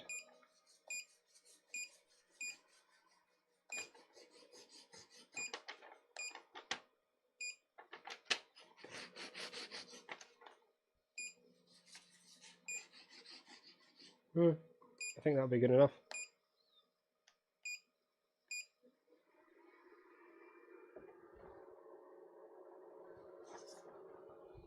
I'm not a fan of glass beds actually, hence why I purchased the flexible one. At least PEI surface typically is better.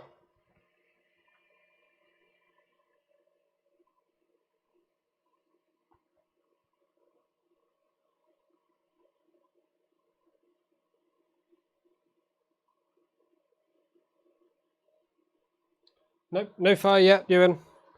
We seem to be fire and issue free completely at the moment. It's actually been pretty good so far. The build quality is the build quality the right word I'm looking for? Yeah, I'd say the build quality, it seems really robust and sturdy. It has a whole lot more kind of detail involved than a standard Ender 3 does. So more than the Ender 3 V2. A bit more just attention to detail, a bit more robust looking and feeling. For the extra cost of this machine over an Ender 3, you do get a certain amount for that. How much that affects your print quality and how much it's just sort of quality of life and other things like that, yet to be seen. Right. It looks premium, yeah. So, this little box, I guess it's finally time to take a look at. This is the high-end nozzle kit. So in here, we should have some copper plate and hardened steel nozzle kit. So this was 140 Hong Kong dollars, which is about 18.2 US dollars, or about 14 pounds. So 14 pounds is pretty cheap for nozzles, especially. So I looked up some hardened and copper nozzles for Creality printers. The hardened ones seem to be about £5.50 on average, and the copper ones are about £9 on average. So £14 for a kit looks like it would probably include one of each. Based on that, it would seem about right. So one of each nozzle. Well, that's definitely more than one of each nozzle. The range of sizes as well. Blimey. So that's like 1, 2, 3, 4, 8 nozzles. This looks very similar to the Features packaging. I don't know if Features have made these nozzles for Creality or something.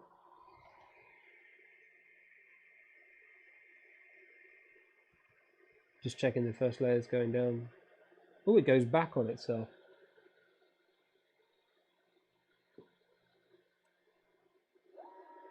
What a peculiar priming strategy.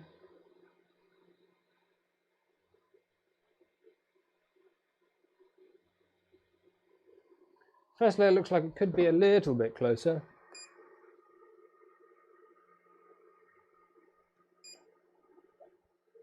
It's a shame there's not more control over that. 0.2 to 0.25 is quite a large jump. No, that's too close now. 0.25 it is. I'm going to try and stay away from the fumes a bit because I did get a bit sick after the last one. I've just realised it's still looking at slicer. There we go, what an idiot. Sorry about that, everyone. You don't need to stare at a sliced line for 6 months. I'm not used to using the studio mode, which allows me to like set up a scene and then kind of publish it. So I set up the scene and forgot to publish it. So with that printer hopefully going, you can see. So this is the nozzle kit that you might not have been able to see with that other view. It's quite a lot of nozzles in there.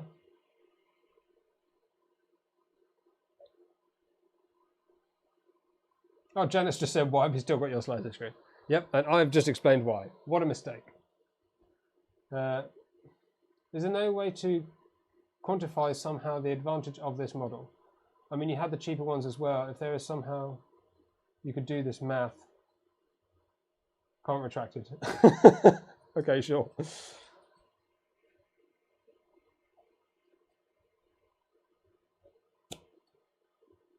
If there was someone who could do this math, it was you. Well, thank you very much. It's really difficult. It's not necessarily... Math is all about, obviously, objective measurement. And as soon as you're getting into subjective things, it's really difficult to quantify.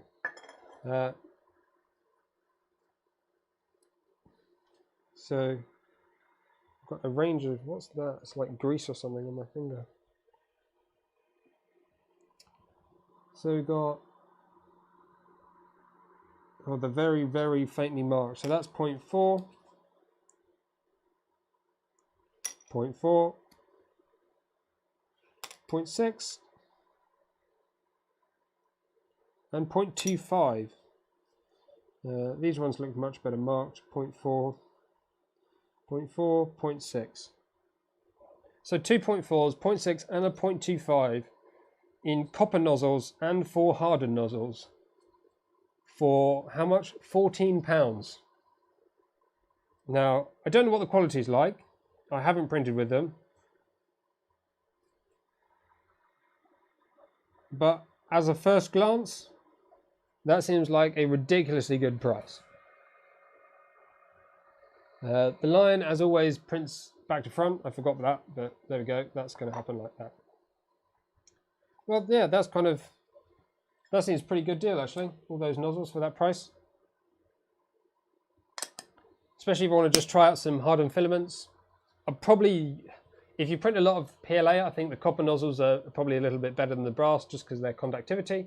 But if you want to print hardened materials, things with carbon fiber or glow in the dark, that's one that often catches people out,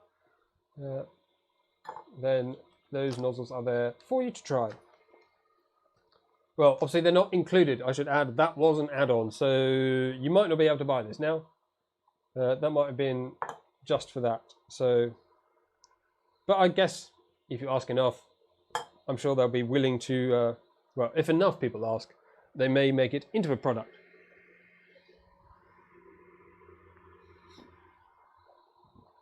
So now we should look at the enclosure, but I am rapidly running out of desk space and I've not really considered this. Yes. This could be difficult with the printer running at the same time. Let's move this right over to the side. This spool holder hanging out the side is actually a bit of a pain in this position. For me, in this scenario. I'm going to move this if I can. Come on, there we go. Right back here. Which is probably not ideal for the long term, but there is a little brass thing here, so that should be okay. That's just going to hopefully give me a little bit more desk space to be able to assemble this other thing. So, right, let's sort cameras out again. What do we want now? Oh, camera's going crazy. Still going crazy. Don't need slicer. We've got no instructions really. Top down. Top down might work. Maybe wide angle will work better. Then you can still see the printer, and we'll move this out of the way. Move this. Difficult. We'll leave it at that for now. Let's see how it goes. So, in this other box here, this is an enclosure, apparently.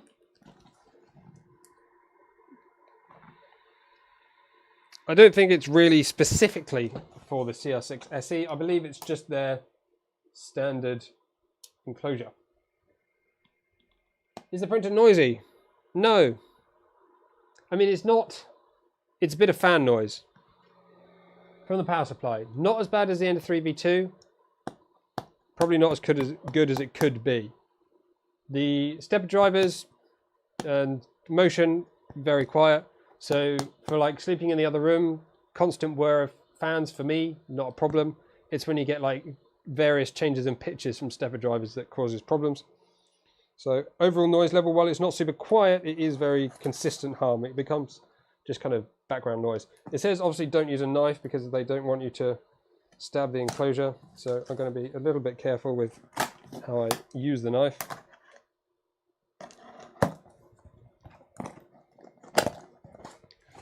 Okie dokie. That's a whole lot of holes. That's this is going to be a little bit bigger than I expected, I think. Well, I suppose I've got to fit a printer in, so maybe I should have expected it to be larger.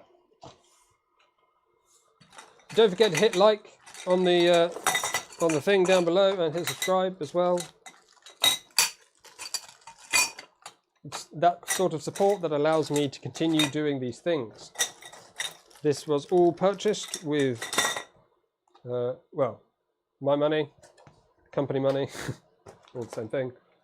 Well, it's not actually, but you know, this was not provided by Creality in any way. Although obviously it's probably quite good marketing for them.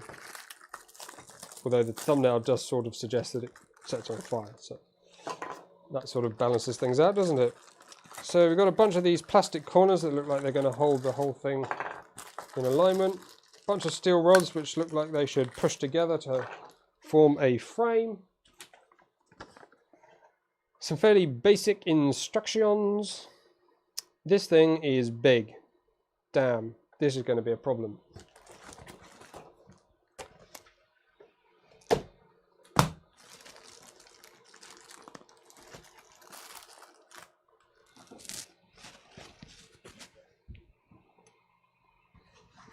Sorry, just going to move the microphone a little bit. Probably shouldn't, but there you go.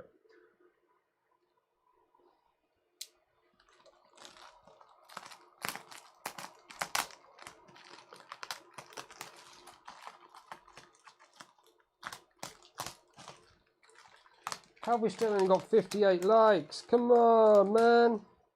I know you people can do better than that.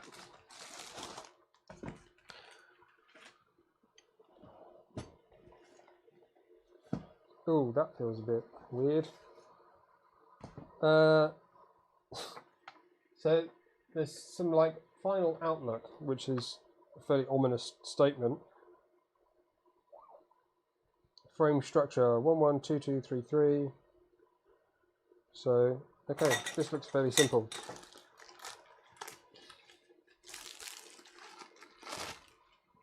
So you stick that in like, no, that doesn't go in there. And that doesn't go in there. How the dickens? 2233. 112233. Oh, so there's a one. Okay. So a one like that goes to a one like that, and that forms a full length. This is a bit of a flimsy joint in the middle. This thing is going to be absolutely huge. That's like the width. This enclosure is absolutely going to be chuffing enormous, isn't it? 730 by 730 by 700 by 650. No, goes into this.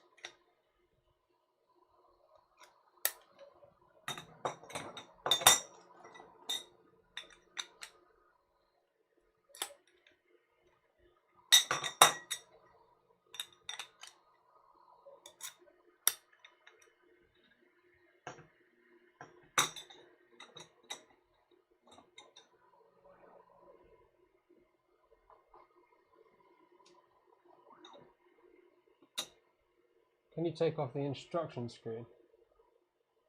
I have, haven't I? There is no instruction screen. Maybe that message was from a while ago and I just missed it. So now we've got number 3s.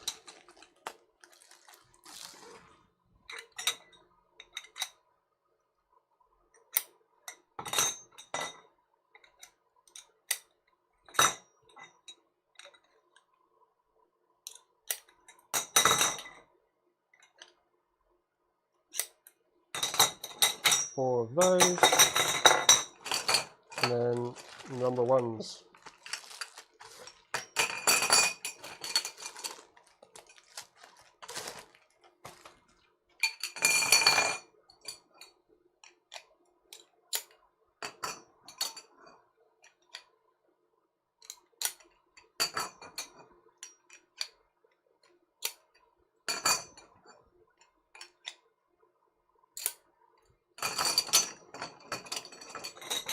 So if we put these on the ends of here,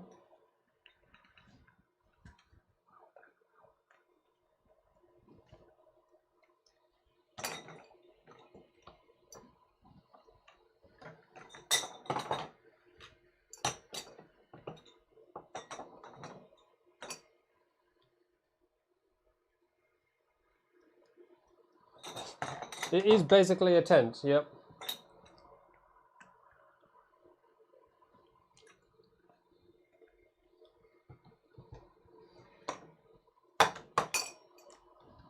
I'm not sure what the flammability of the material's like.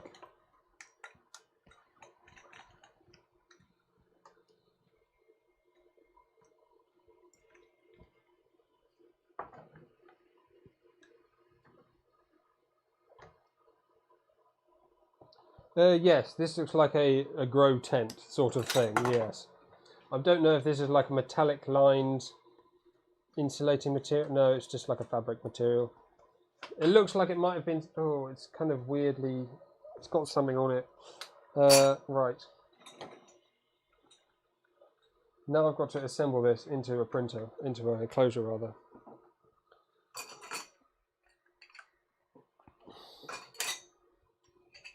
One.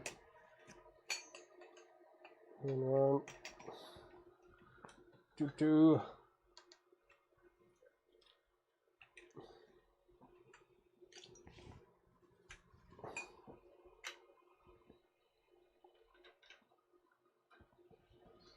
One half. 2. 1. 1 over here. And then 2 over here. Ooh, there.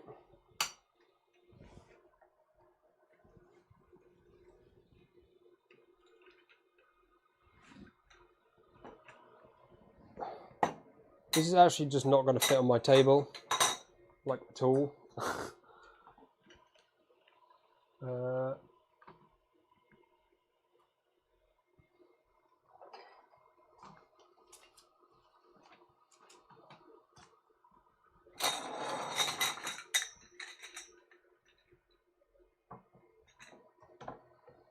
But can we fit it?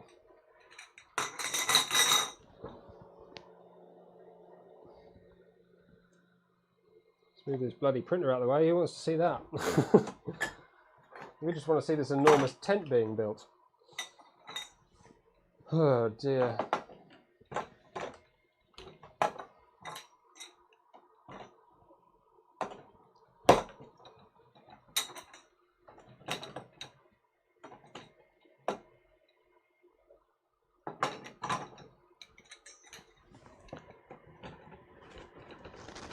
This is absolutely ridiculous size for one printer. It's huge. This is daft. Why would you need it this big? You could flipping live in this. Not quite, but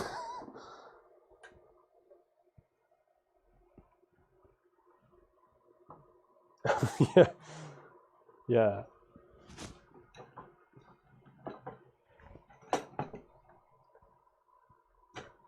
It does look like it could be used for something else, doesn't it? Oh, it doesn't fit. I must have got these the wrong way around. Oh! Try not to break everything in the process. There you go, that's better.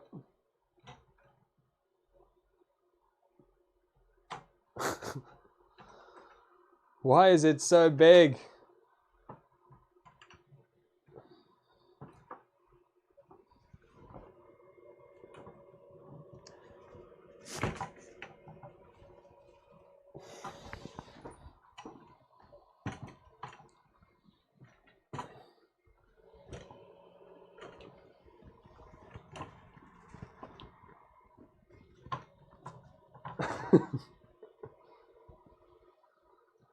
Right. Now, without knocking the printer, we have to put this over the top. I just don't have the space for this, like, at all. This is larger than my largest printer, probably.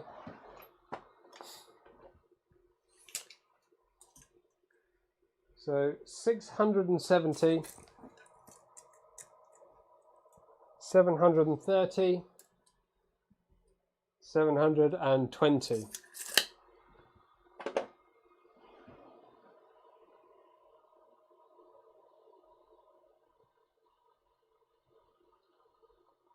Yeah, printers on the side, massive tent, main screen in the middle. Sure. Creality. This is our reflective inside tent thing.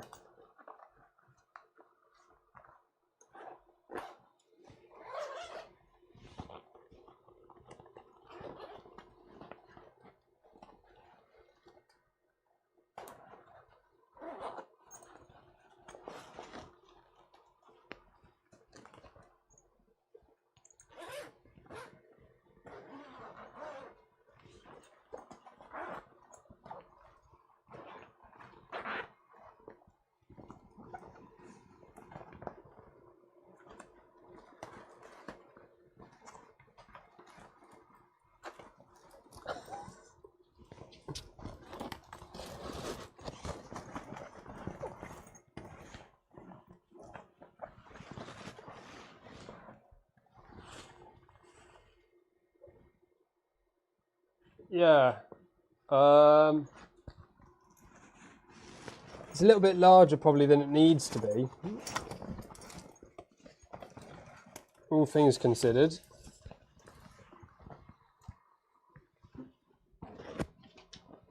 So, the 2s go on the front, so where are 2s? I've got the 1s at the moment, I need 2s at the front.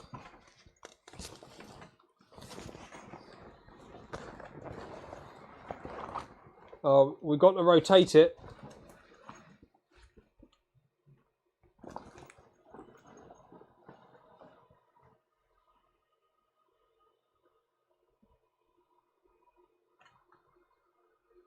Whoop, mind the camera. Oops, that's that. Oh, we can't do it that way around, it's too wide. It has to go this way.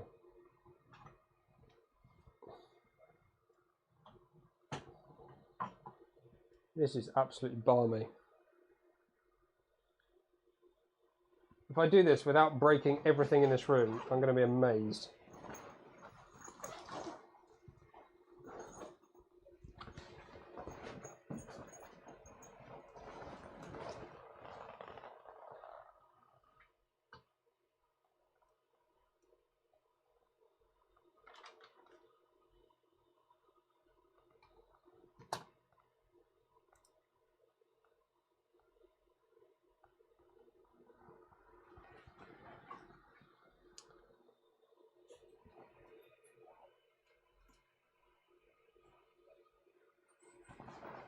We might need to do some minor adaptations to the set in order for this to actually work.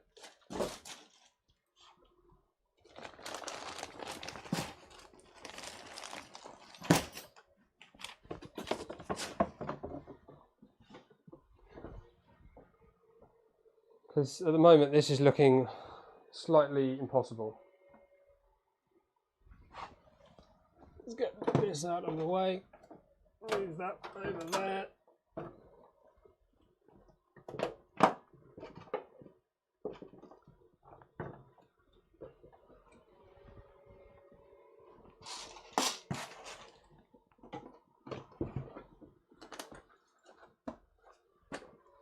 Right.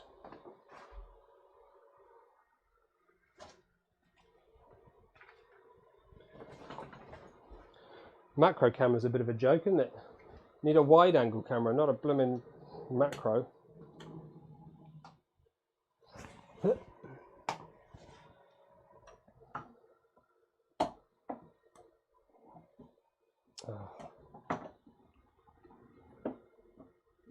doesn't quite fit between the tables. Diagonal. Right. This daft, bizarre contraption.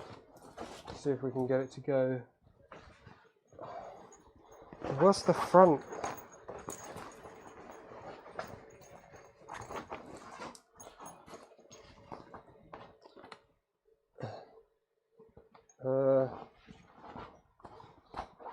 that's the front. So this needs to go in here like this.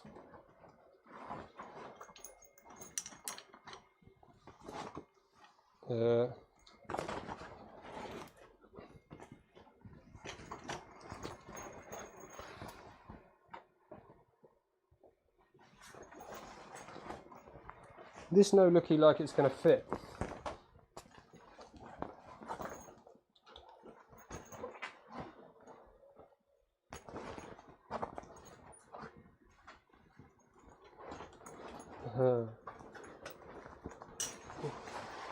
I think we need to gauge these widths because I think something's not right here.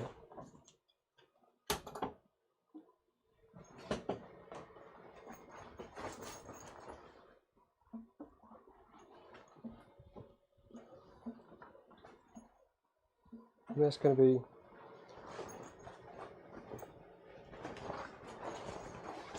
okay, so that's a 2.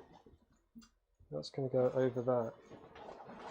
So 2 and 1 the base.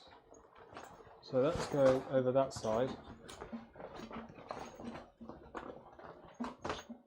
This is bizarre, really is. This is going in here.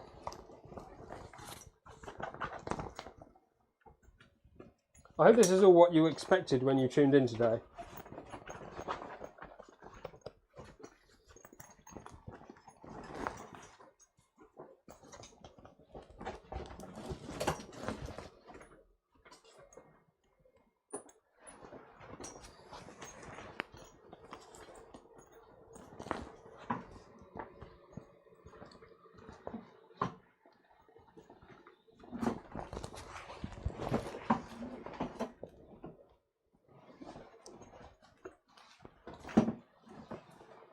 Ooh.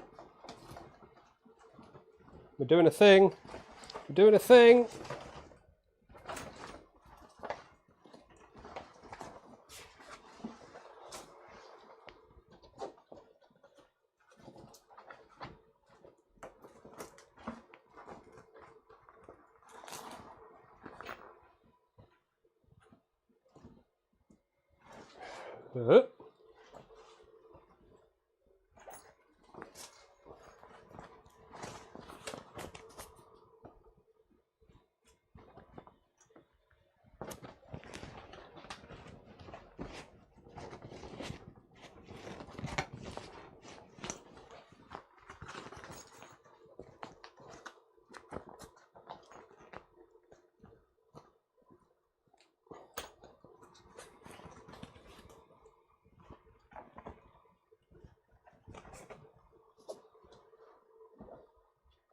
Yeah, I can't see any chat at the moment. Hopefully that's obvious.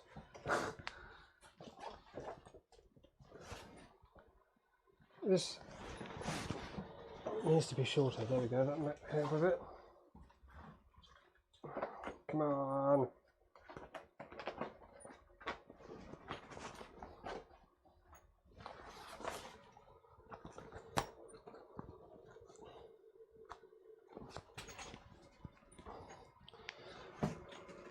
This frame just seems too blooming big for.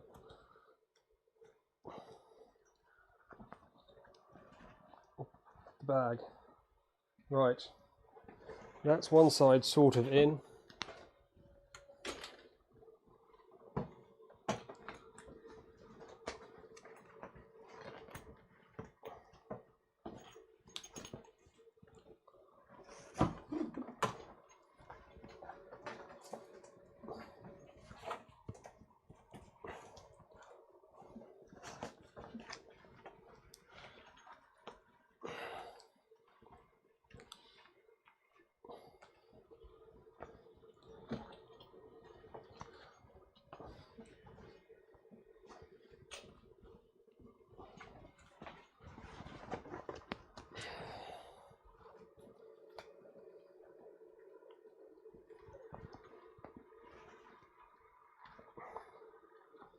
Right.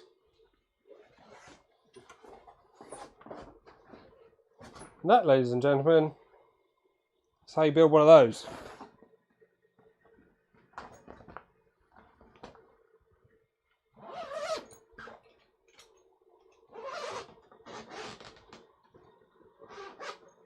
It's literally an order of magnitude larger than I expected it to be. I guess we put the printer in it. That seems like a reasonable thing to do. While it's printing, sure, why not? Let's detach the spool slightly so we can put that in afterwards. Hopefully we'll be able to just pick it up and put it in.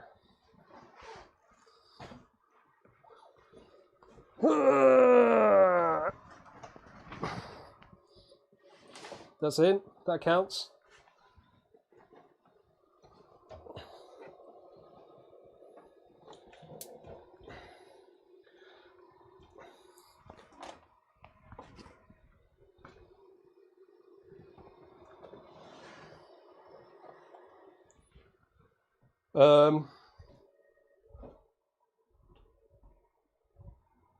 I'm still here.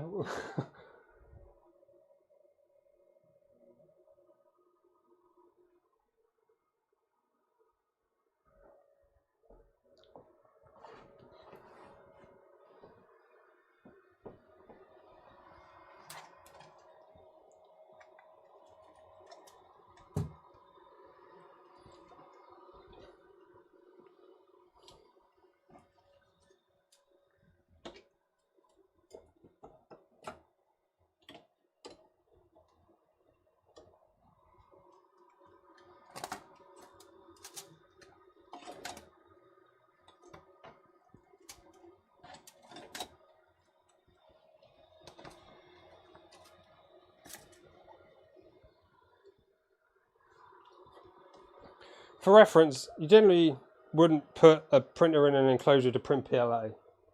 It'll probably make your print results worse.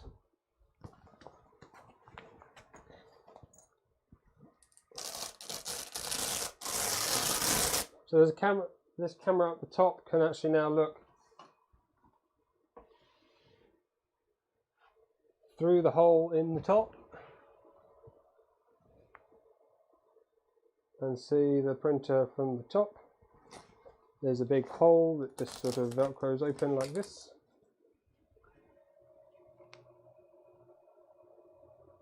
So you get your nice top-down view like that. And then this takes up the entire room, it's ridiculous. You got your close-up view at the front. There you can see your printer doing the printing.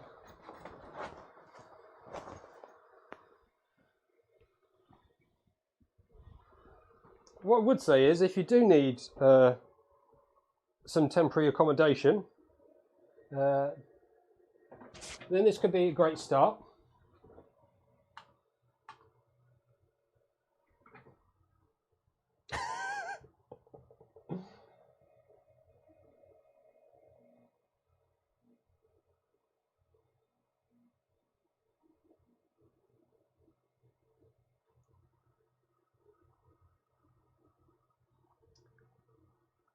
Yeah, so this is as much as the camera that I get to use now. The rest of it is just the printer. There are like other flaps and stuff. There's like a big one at the side here. I'm not really sure what you use this one for, but it's there. And there's also a bit of filament thing at the so you can roll it up so you can put your head in the side should you need to do that.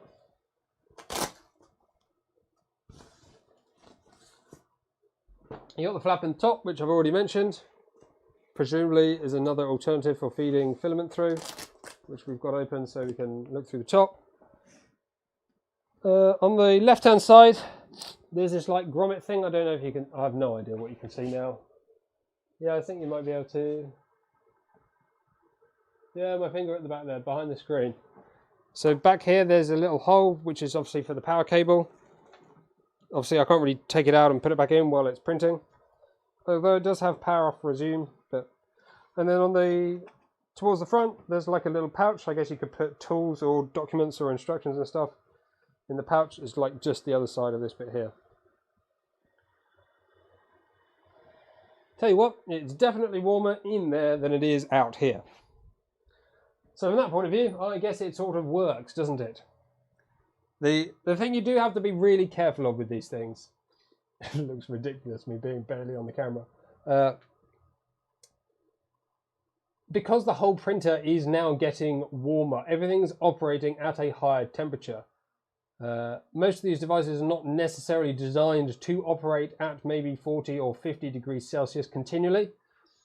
So, for example, if you have seen instructions on how to put a Prusa Mark III into an enclosure, they create an external power supply bracket, so you have to remove the power supply to keep it at the lower or room temperature, while the enclosure increases in temperature and everything else operates within that. Things like stepper motors are typically fine with this. They can operate at really high temperatures, so an enclosure is probably not, well, it will probably reduce their lifetime, but not hopefully too significantly. The control boards, depending on how your cooling is over your heat sinks on your stepper drivers, obviously you will now be cooling with warm air, so you may end up just heating them depending on whatever temperature they are. So you do have to, like, just because you've got a heated enclosure, or it's not a heated enclosure, or something that stops some of the airflow, it's not necessarily a be-all and end-all perfect solution to everything.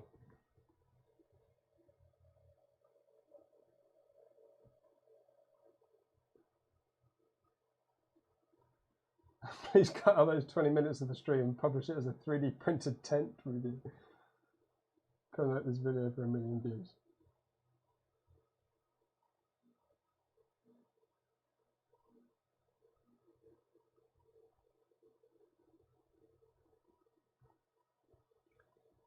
So while they can be rated for a specific temperature, that could be temperature that's generated by the internal components.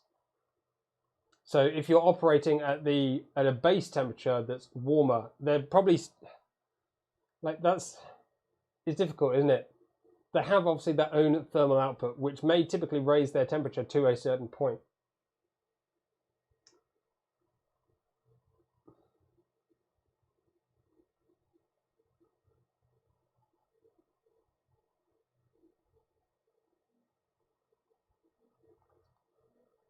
This is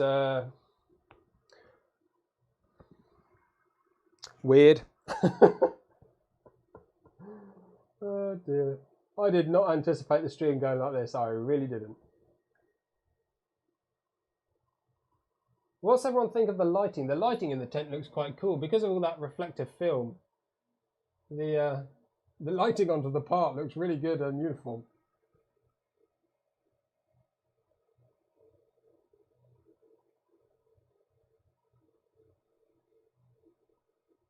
First person to show the printer actually operating in the enclosure.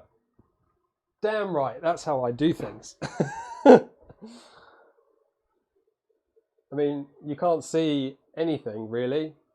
There's just sort of me next to an enclosure. I guess you don't really need to see me as long as you can still see the printer doing its sort of general thing that printers do. That's what you're mainly here for, I suppose.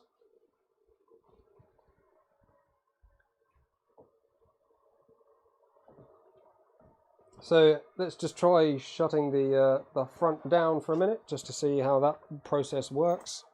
So there's two zips, one coming from the left hand side and one from the, oh, getting over the broom is a bit difficult because it's cooled quite taut. But once you're over that, maybe a bit easier. Oh. You probably can't see much of this just because it's, I mean, if you're not aware of the fact that it is extremely large at this point, then I'm not sure you're paying much attention. Yeah, you can sort of see. We can probably move this camera back a touch, quite a big touch. Maybe that'll help. Okay, see a bit more? Maybe too far down. Let's scoochy that and scoochy that. Oh shit, the bed. Fucking hell. My monitor arm has just collapsed onto my laptop. bloody thing.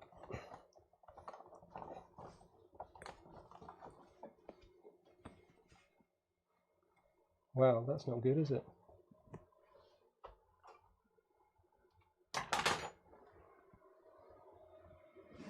Everything still working? Hopefully. Right, this camera.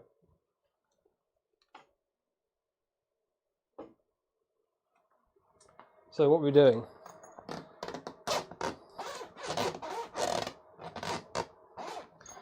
Trouble is, the zips are so taut now that they don't do up particularly easily.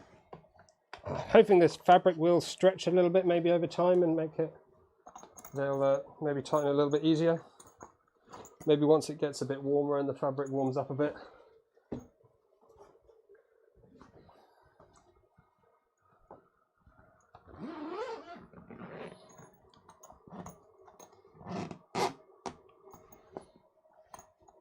Yeah, it's pulling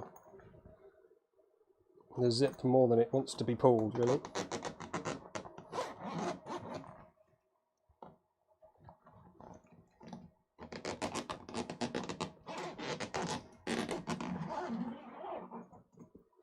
Just in some particular directions. If we get a bit more slack around the front, like open and close a little easier.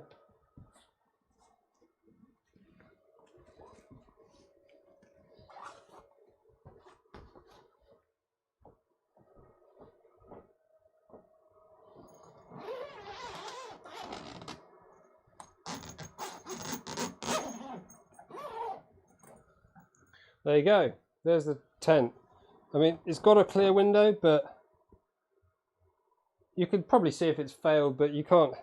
It's so like deformed. Maybe that'll iron out with some heat, I'm not sure. It's quite difficult to see through that window. So you can just open the top, open the front rather, and do whatever things you're gonna do. Hopefully my laptop is not totally broke. Oh, this. What the hell is going on with this monitor?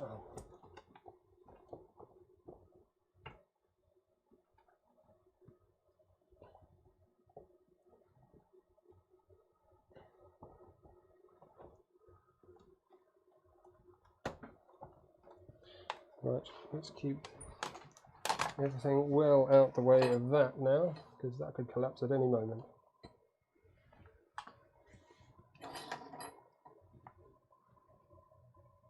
Why do people keep saying close the slicer screen?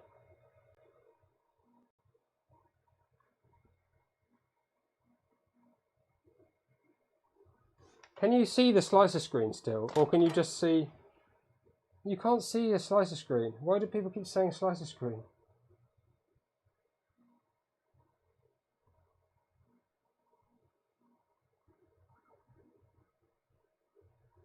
Yeah, there is no slicer screen.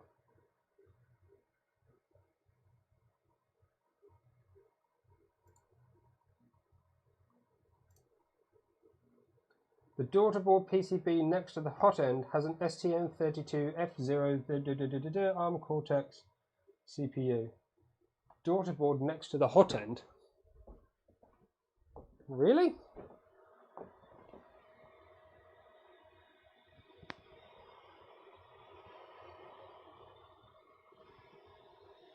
No, surely not.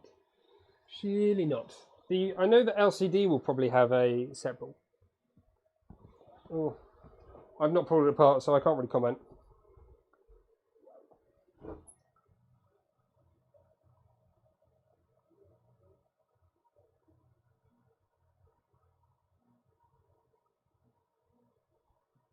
I'm here, everyone.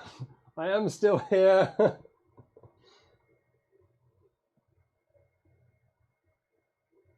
I could easily fit in this tent, yes, without even a problem. It wouldn't even be a squeeze.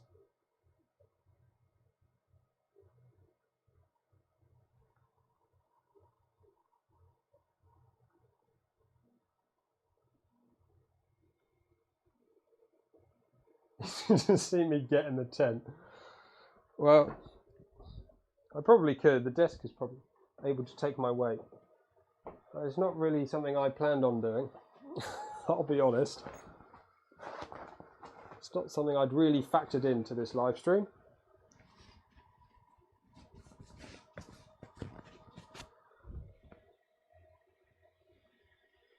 Print quality looks pretty damn good. And nothing's on fire yet, which is good.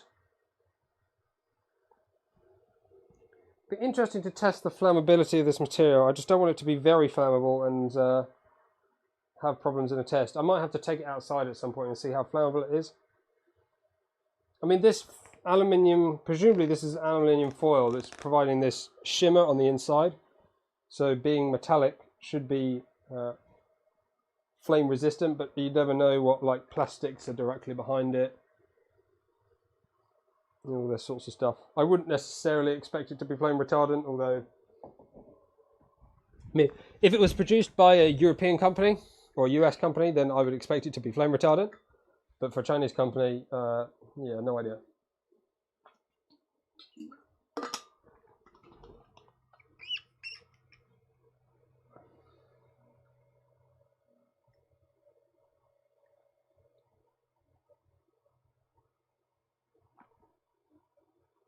I don't have any flash forge printers, no.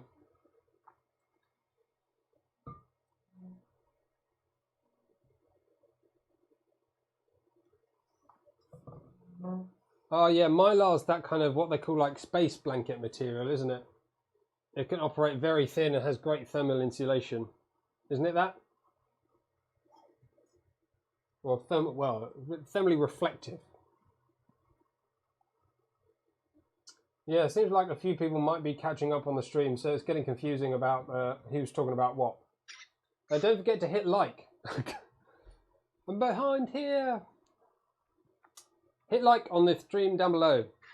Especially, like, I deserve extra bonus points for actually assembling a tent which barely fits in this room. And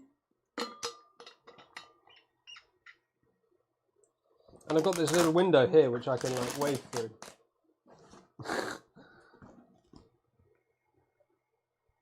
Despite the ridiculous size, as a concept I do quite like it. For the cost, seems like a cost-effective method for doing what needs to be done in terms of thermal management. It's quite funny, isn't it, how the macro shot is basically the same size as the main view.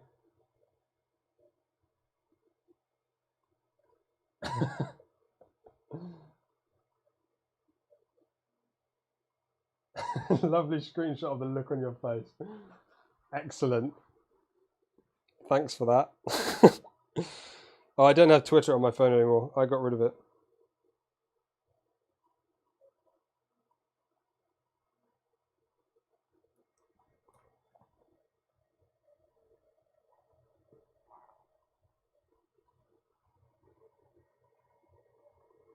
Hopefully I'll see it on my computer later. In fact, do I have it on here? I might have it on. I think I can get it here.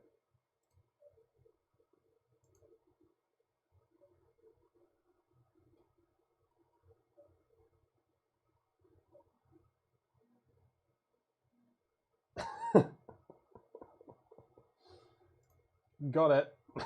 That was quite a good shot, actually. Well done. Good job.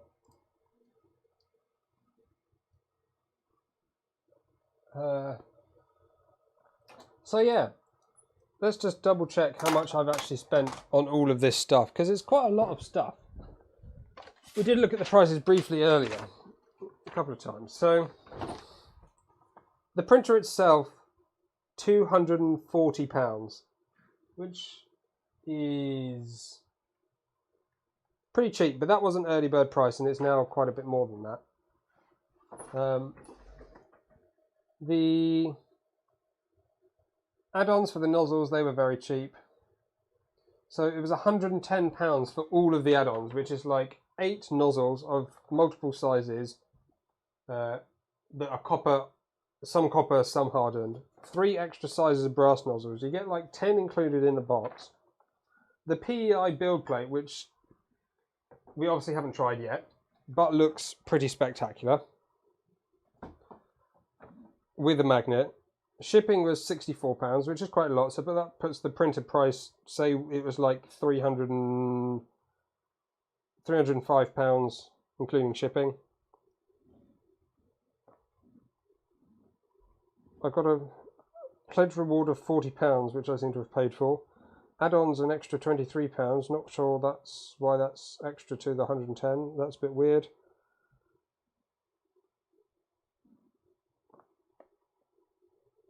£40 reward an extra 40.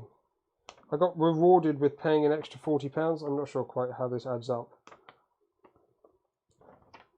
Well, the funds don't make any sense at all, but it seems like the enclosure was about £75. So that is actually quite...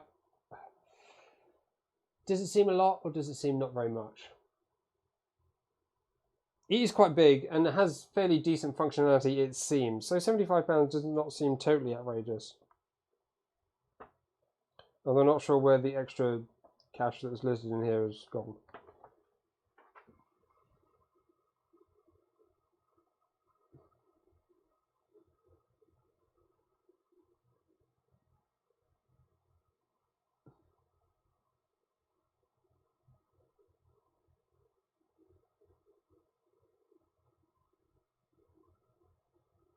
John Goodman's just caught up and realised he was talking a totally different point.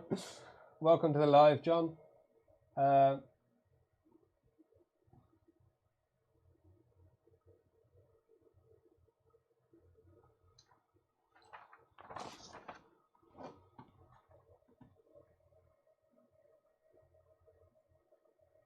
we cut the random arguing for no real reason? It's just unnecessary.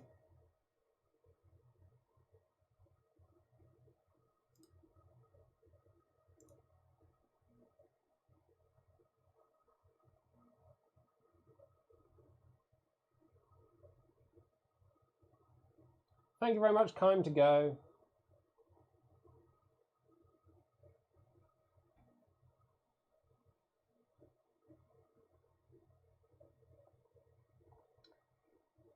I mean, extrusion and plexiglass would be probably more expensive and probably noisier. This has a really good, because it's fabric, it has a really good sound deadening property.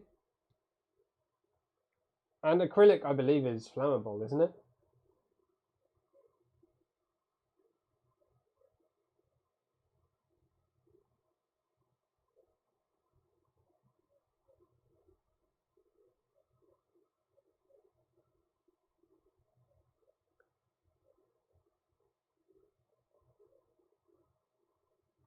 Burger.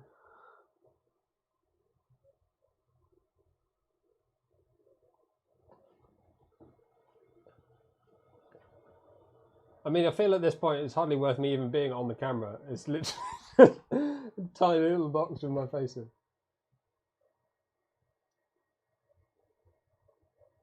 How can I rearrange the cameras to be more betterer?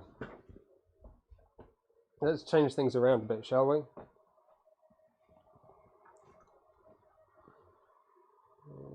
Try and be careful not to get anything unplugged unnecessarily. Oh, the lighting from this is brilliant. You end up a little bit overexposed on the print, but it's going to adjust. Nice, and then we'll move this maybe over here. So hopefully you can still maybe see it, but also see me perhaps.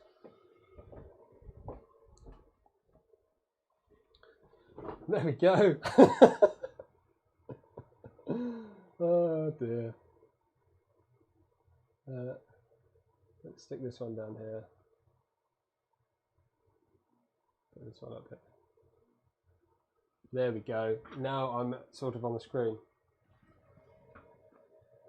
Oh, about £75 is British monies. I don't do pounds as weight. It makes no sense.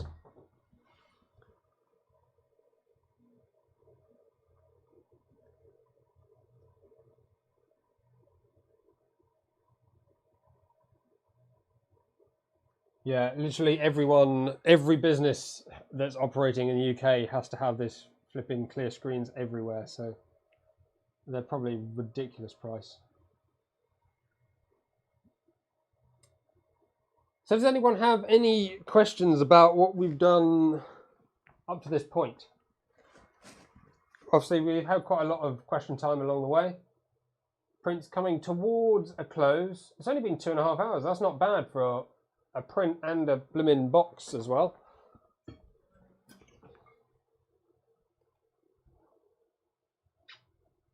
We do drive in miles an hour. That's true. But our speedos on the cars, all by law, have to have MPH and KPH. My height I do in centimetres, and my weight I do in kilos.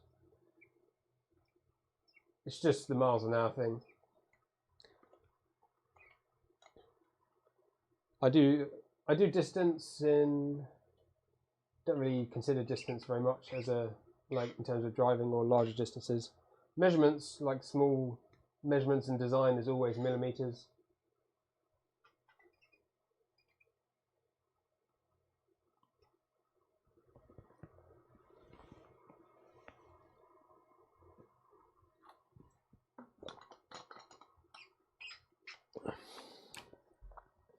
To be honest, when you talk to other people, you normally just say, what's your height? And you're like, oh, 6 feet, 5'9", 4'5", 5'4", whatever.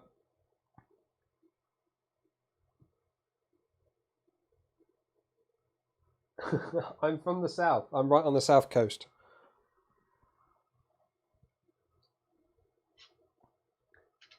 On first impressions, is the printer worth the additional cost over one of the many enders?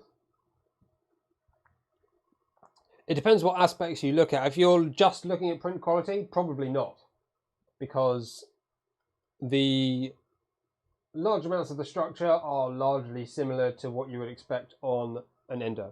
Like, there's no massive departure from that extrusion design. It's all very similar.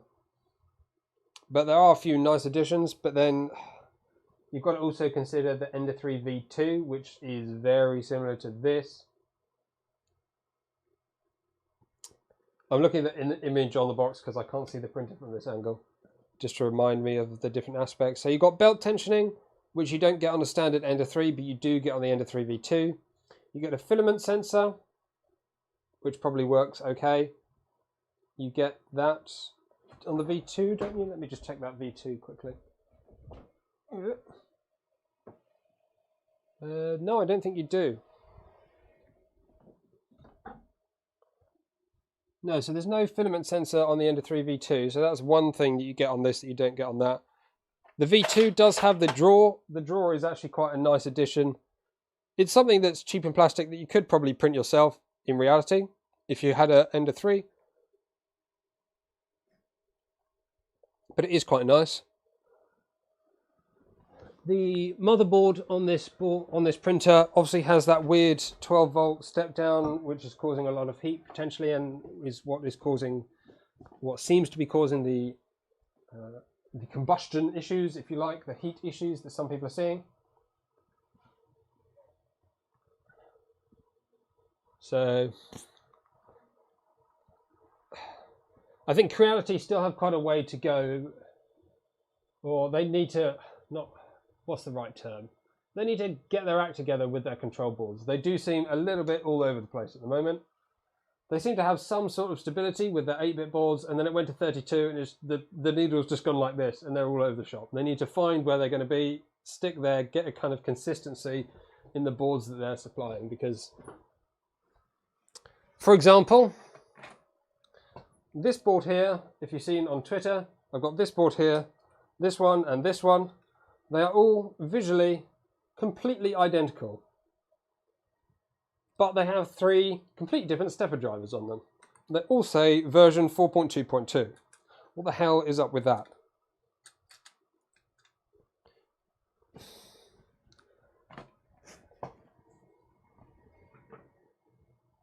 They need to start having better.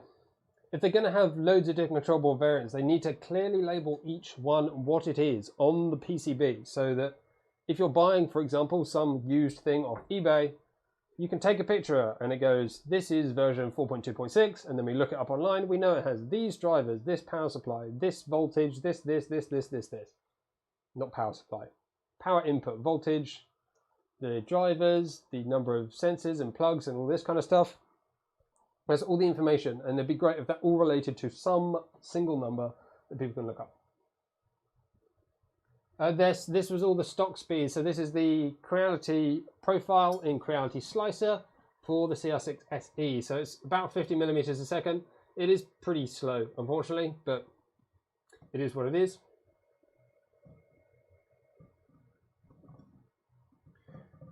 Yes, this is what I mean. The board design is identical, but at the same time, why would you have an identical board for what is essentially a 4988, albeit an HR 4988 as opposed to an A 4988? Why would you have the same board design for that as you would for a 2208? With 2208s, 2209s, you want that UART and SPI control interface, but right, SPI or UART, I should say. But you should have that on that control, and you don't on these cheaper boards. They just have the standard trim pot. You don't need a trim pot for 2209. It should be controlled through the control board. So yeah, well, you can like backwards compatible them. Like, don't have a proper board. Have your cheap board for your basic 16th stepper, HR98, whatever's. Words are all over the place. You basically keep the control board that's basically this with a 32-bit chip in it if you want to use 32-bit on everything. But don't start marketing it as 32-bit silent board and then put blimmin' HR4988 stepper drivers on it. Because nobody, especially with these blimmin' heatsinks which are basically glued on, most people are never going to see what's on them. So they need to be able to get identification from the board what is there. And you can't do that.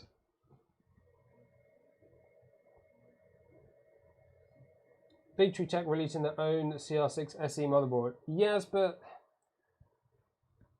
the other problem with companies like Big Tree Tech, who are constantly releasing motherboard after motherboard after motherboard after board after board after board after board, is that they have to be integrated properly into the Marlin firmware. And it's an open source like software. It requires people's time to develop it, work on it, create all those configurations.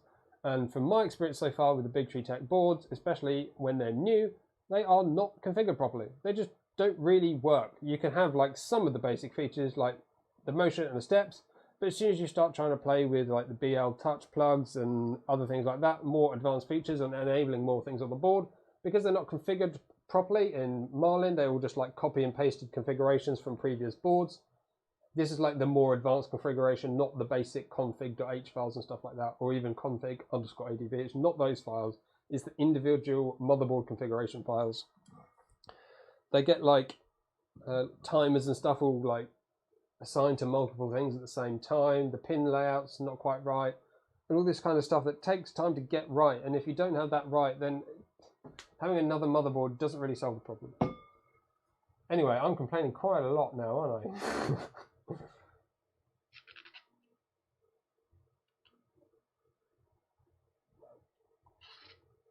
No, it won't be. I don't think it'll be whatever they get their hands on. Creality is a big enough manufacturer, supplier to be able to get exactly what they need. If they're putting 3 different types of stepper drivers on a board, that's what they're doing because they chose to do it. Everything will have a cost to them. They're not going to put stuff on there that they're not putting in their marketing materials and selling. So if they're not saying it's silent or they're not expecting silent, they'll immediately just drop down to the cheapest drivers.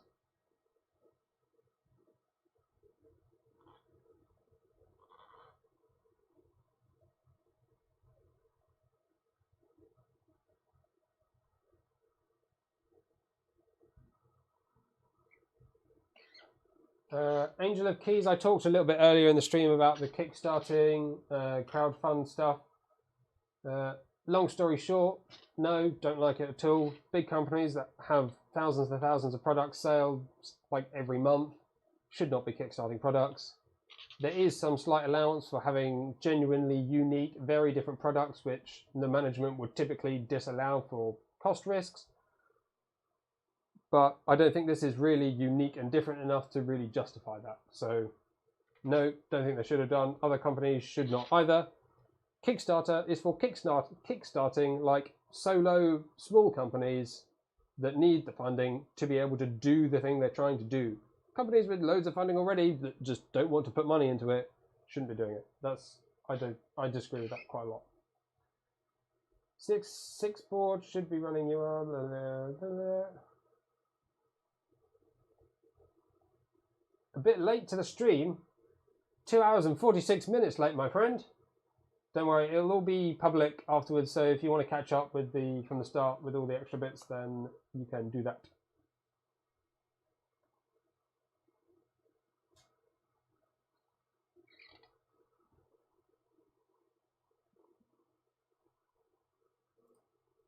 Tobin, that's probably not appropriate.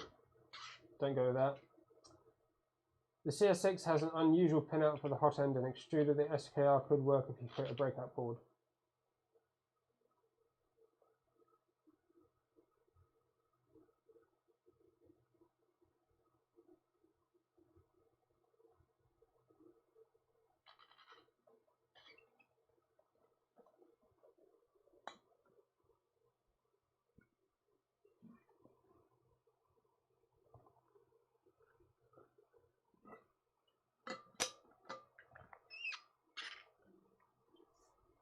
I don't think I do overestimate them. I think a lot of people underestimate how big they are and how many people work there and how many products they actually have.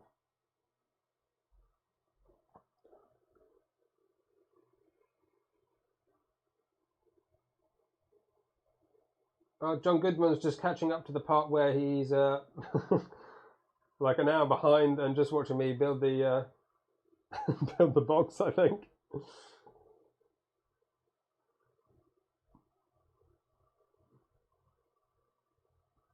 I think we've got like a John Goodman meme where he's just talking in chat but an hour behind everyone else.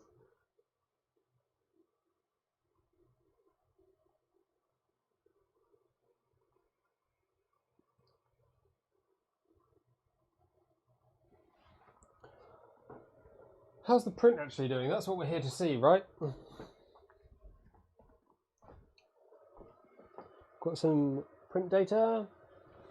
Progress. It's pretty warm in this enclosure, even with the front open. 86%. Printing time 1 to 8. What? 1. Yeah, that's confusing. The display's messed that up. We're at 86%, so we're pretty close to done. Shouldn't be too much longer now. I've got to tidy all this stuff up for the morning because I've got to use this desk to work tomorrow.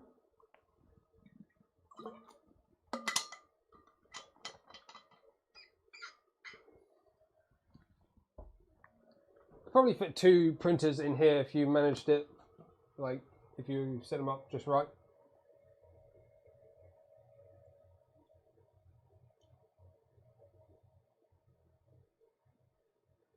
What size is the bed? That's a good question. I don't think I mentioned it at the start. I think it's like normal size, 235, 235, 250-ish sort of thing, off the top of my head. I don't know if it says. I've just got rubbish all over the floor. I'm now sifting through to.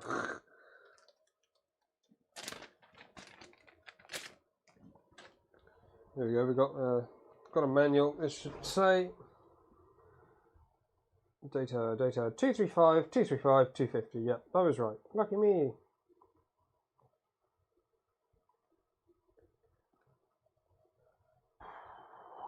Nozzle temp less than 260, so we can go up to 260 degrees. Bed temp 110.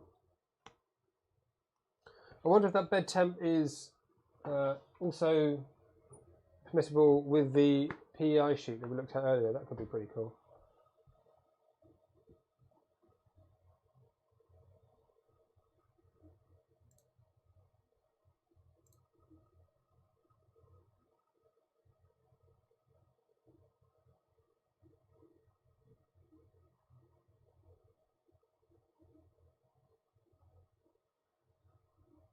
So many symbols.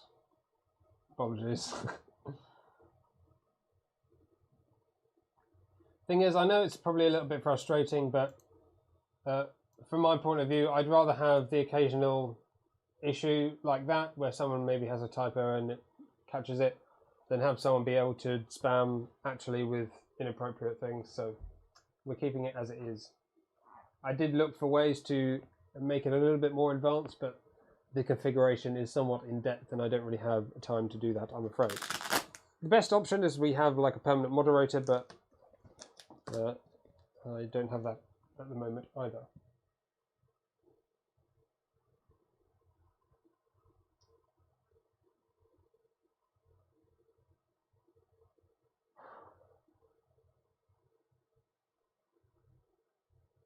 The tent building was absolutely premium. To say it was a little bit of a challenge in this space is an understatement. Especially with camera overhead, laptop and computer screens over here, and a printer in the middle of printing over there.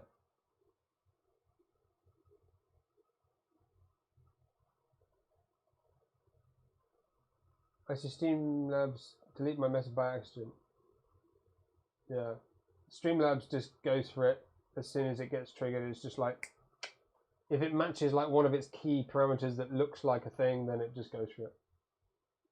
I don't know loads of details about Creality.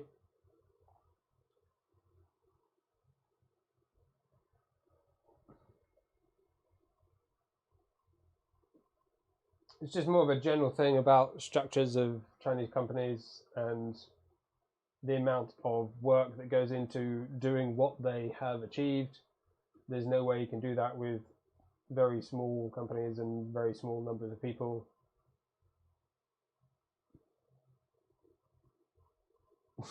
Now back to the topic and get in the tent. No. Yeah, the tent is massive. That's why it looks massive. It tends to have that effect. What did we measure at? Like 670 mil by 72 by 70, 67 by 72 by 73 centimeters, I think it was. So pretty blooming huge. Quite a lot bigger than the printer, as you may be able to tell. Not easily from this angle. It barely fits on the camera, so yeah.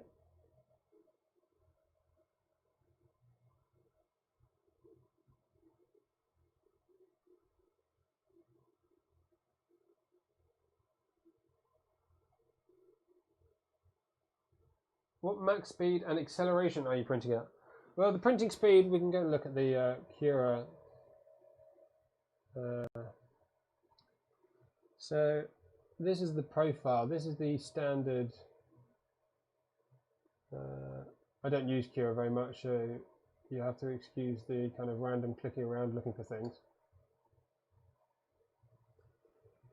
Print speed is set at 50 millimeters per second. I don't know where one finds acceleration. Aha!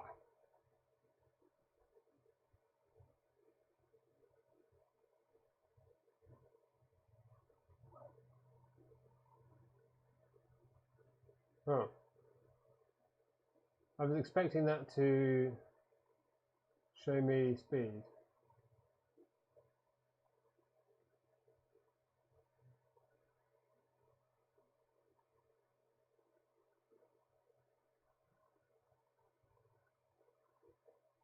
Aha.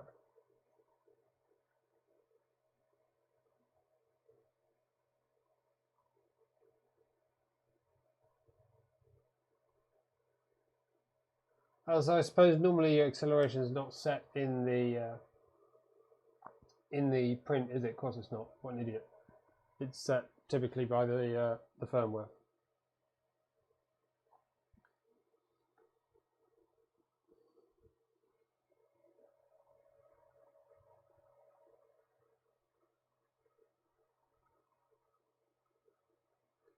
Well, the enclosure is not really designed for this printer, I don't think. It just happens to be that you can fit it there.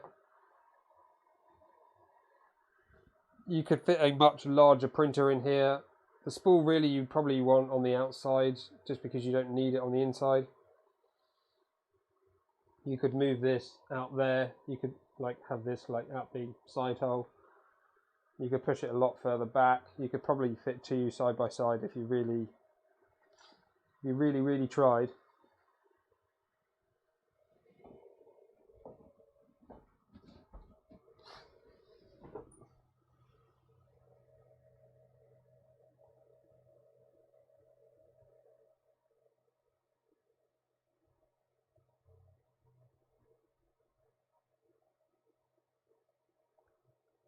I said someone would underestimate them. Yeah, so if you look, for example, look at how many CR-6 SEs they shipped in the timescale they shipped to them and compare that to how Prusa do it. And you know how many people work at Prusa? Like, what is it, 150 or 200 or something? And the number of facilities and buildings that they have. And they do quite a few. I can't remember. I did look at it a little bit closer before. What was the numbers?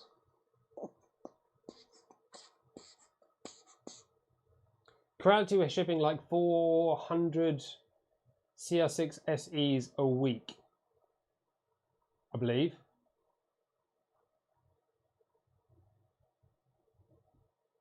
What do Prusa? Don't Prusa do like 700 a month, or is it 7,000 a month? I can't remember.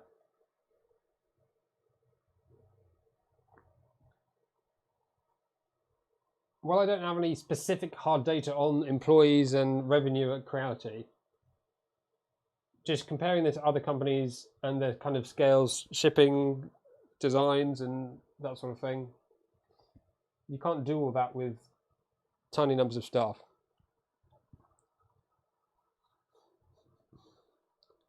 And of course, a lot of the products that we see as consumers is not even all of their products. If you go on their website and look at their FDM printers, you've got like CR200B, for example, CR6, CR3040 Pro, CR5 Pro, CRX Pro, CP01, CR4040. Like, there's quite a few printers, maybe not all of those that I mentioned. But there are printers that they do for like more industrial customers. 3D print mill would be good when that comes around.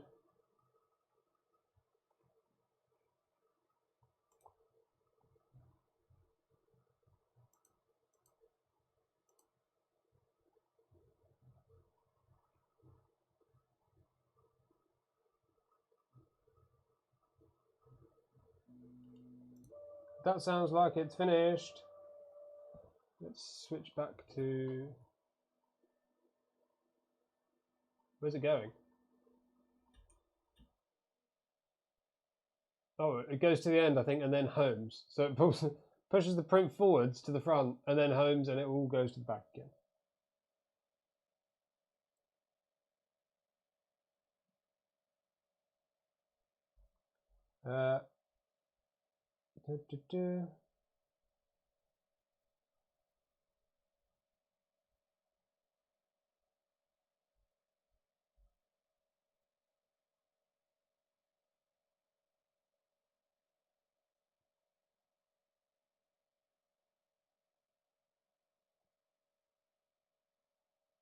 Stock firmware always executes SD abort at the end of the print. Strange.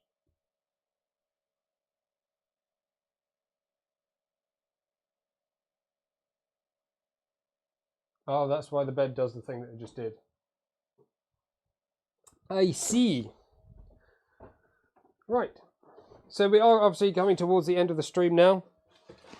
We're just going to hopefully be able to take a look at this lion.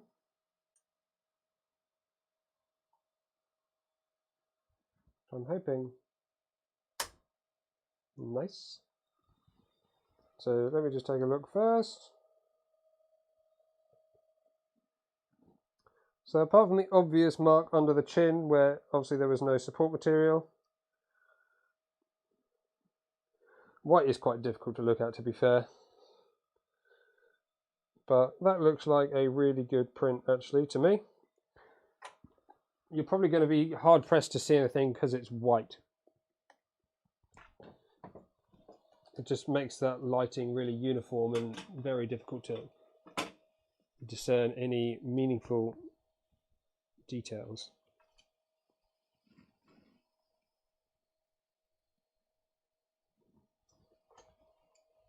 Let's try and get it a bit closer.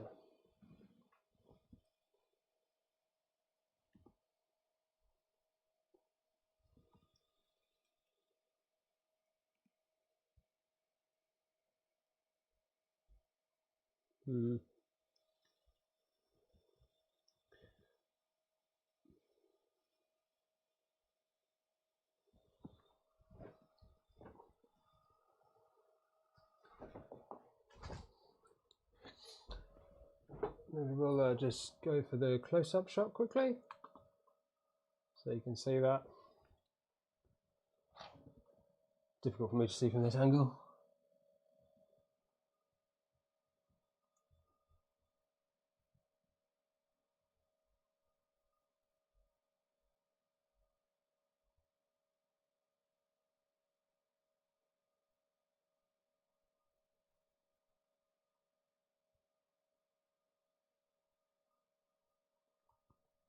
Cool.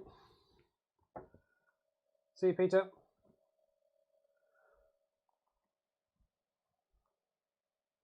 What do we think of the print quality? Can you tell? Has it focused enough for you to be able to see, or is the YouTube stream just crushing the quality so much that it's not actually particularly visible? From my perspective, it does look really quite good. It is bright white, so it is difficult to discern any issues, but that's probably why they ship it with white filament. To me, that looks like a really good print. Obviously, we do have to still be conscious of these safety issues that have been mentioned. I don't think those can just be ignored. But by and large, what I'm seeing does represent good print quality.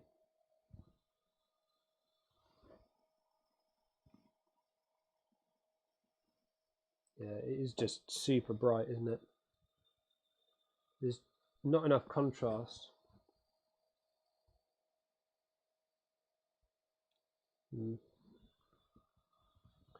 Not sure I can do much to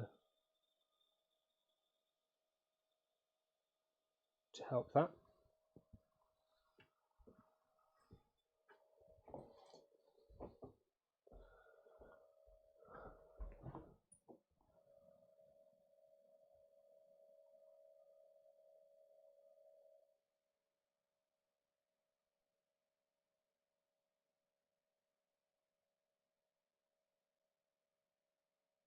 John Goodman's just caught up live, I think. Or has he just got to the bit an hour behind where where we were talking about him? Oh dear. I mean, to be fair, that is I would not call that semi-complex model. I would call that a very simple model, really. There's no serious overhangs. There's no like massive bridging. It's not, I wouldn't call it super challenging. It's quite simple. It's not as complex as the benching. But it is, I mean, that is out of the box, straight from their profile, their settings. It was quite slow. So I think personally, if I was to be using this printer more, I would definitely be going for some faster profiles, which would potentially reduce the quality a little bit, but still, I think that's really quite good.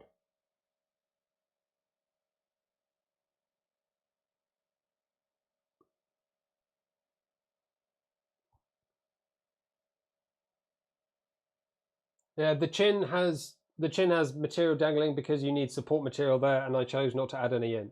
So that will have, I can show you, just so we're totally clear. You can see that piece hanging off the bottom. That would need support material, which is why that's there. There you go. That's now off. You can see how the chin would normally droop down. So it's done pretty well to form a chin sort of shape.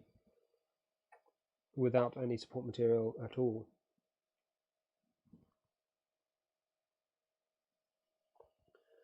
Overall, I have to say, the whole bed leveling thing that's a little bit fancy and a little bit different did work out fine. No issue with spool holder, that didn't cause any issues. Filament sensor didn't accidentally trigger. Ribbon cables have all held in fine. Belt tension seems all reasonable. Holy crap, that's, excuse my French, they're also Gates power grip belts. They're proper job, they are. There might be a little over tension, so their dimensional accuracy might be a bit oversized. Oops, I forgot to have the bed clip on. Or did I think I removed that just now, didn't I? Didn't notice the Power Gates belts before.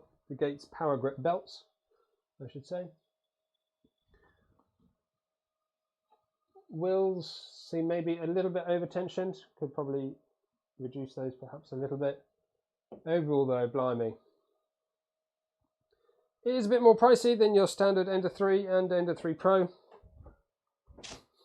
But I'd still say that's pretty good. Those are GT. They're 2mm pitch. Doesn't that mean they're 2GT? The model number is LL-2GT. GT2 is like a Chinese branding of the 2GT. The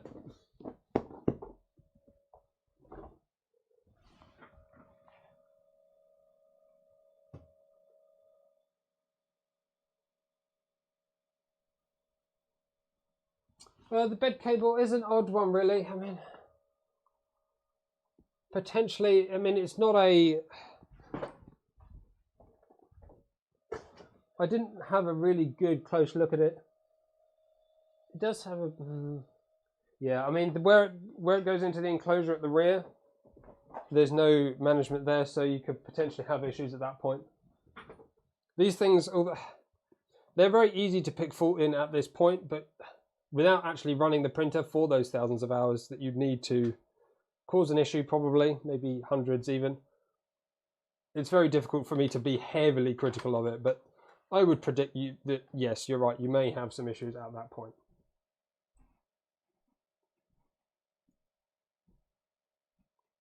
Yeah, I'm not an expert on belt labeling, but it did say LL-2GT. Right, I am now pretty exhausted. It's nearly 11 o'clock and we've had quite a long stream and looked at quite a lot of stuff. But hopefully that's been really useful for anyone that's looking to get set up with this printer and potentially this enormous enclosure as well. Has been quite a challenge, but we have just about made it. Thank you everyone for joining me. Don't forget to leave a like before you go and subscribe if you want to see more live streams and other content from me at some point. They're normally this time Sunday evenings, as that works quite well for me.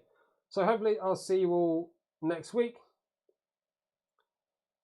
If we have another printer ready to go, we might not, but I will let you know, as always, sort of 6 or 7 hours beforehand to let you know that there's going to be a live stream so you can make sure that you're ready.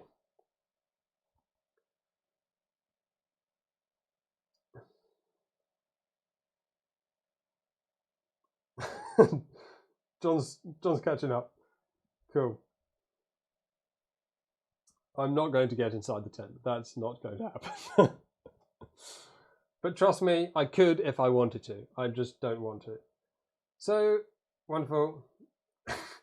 Hope you, John, I hope you enjoy the remaining hour of your stream as you carry on watching. And I'll see you all again soon.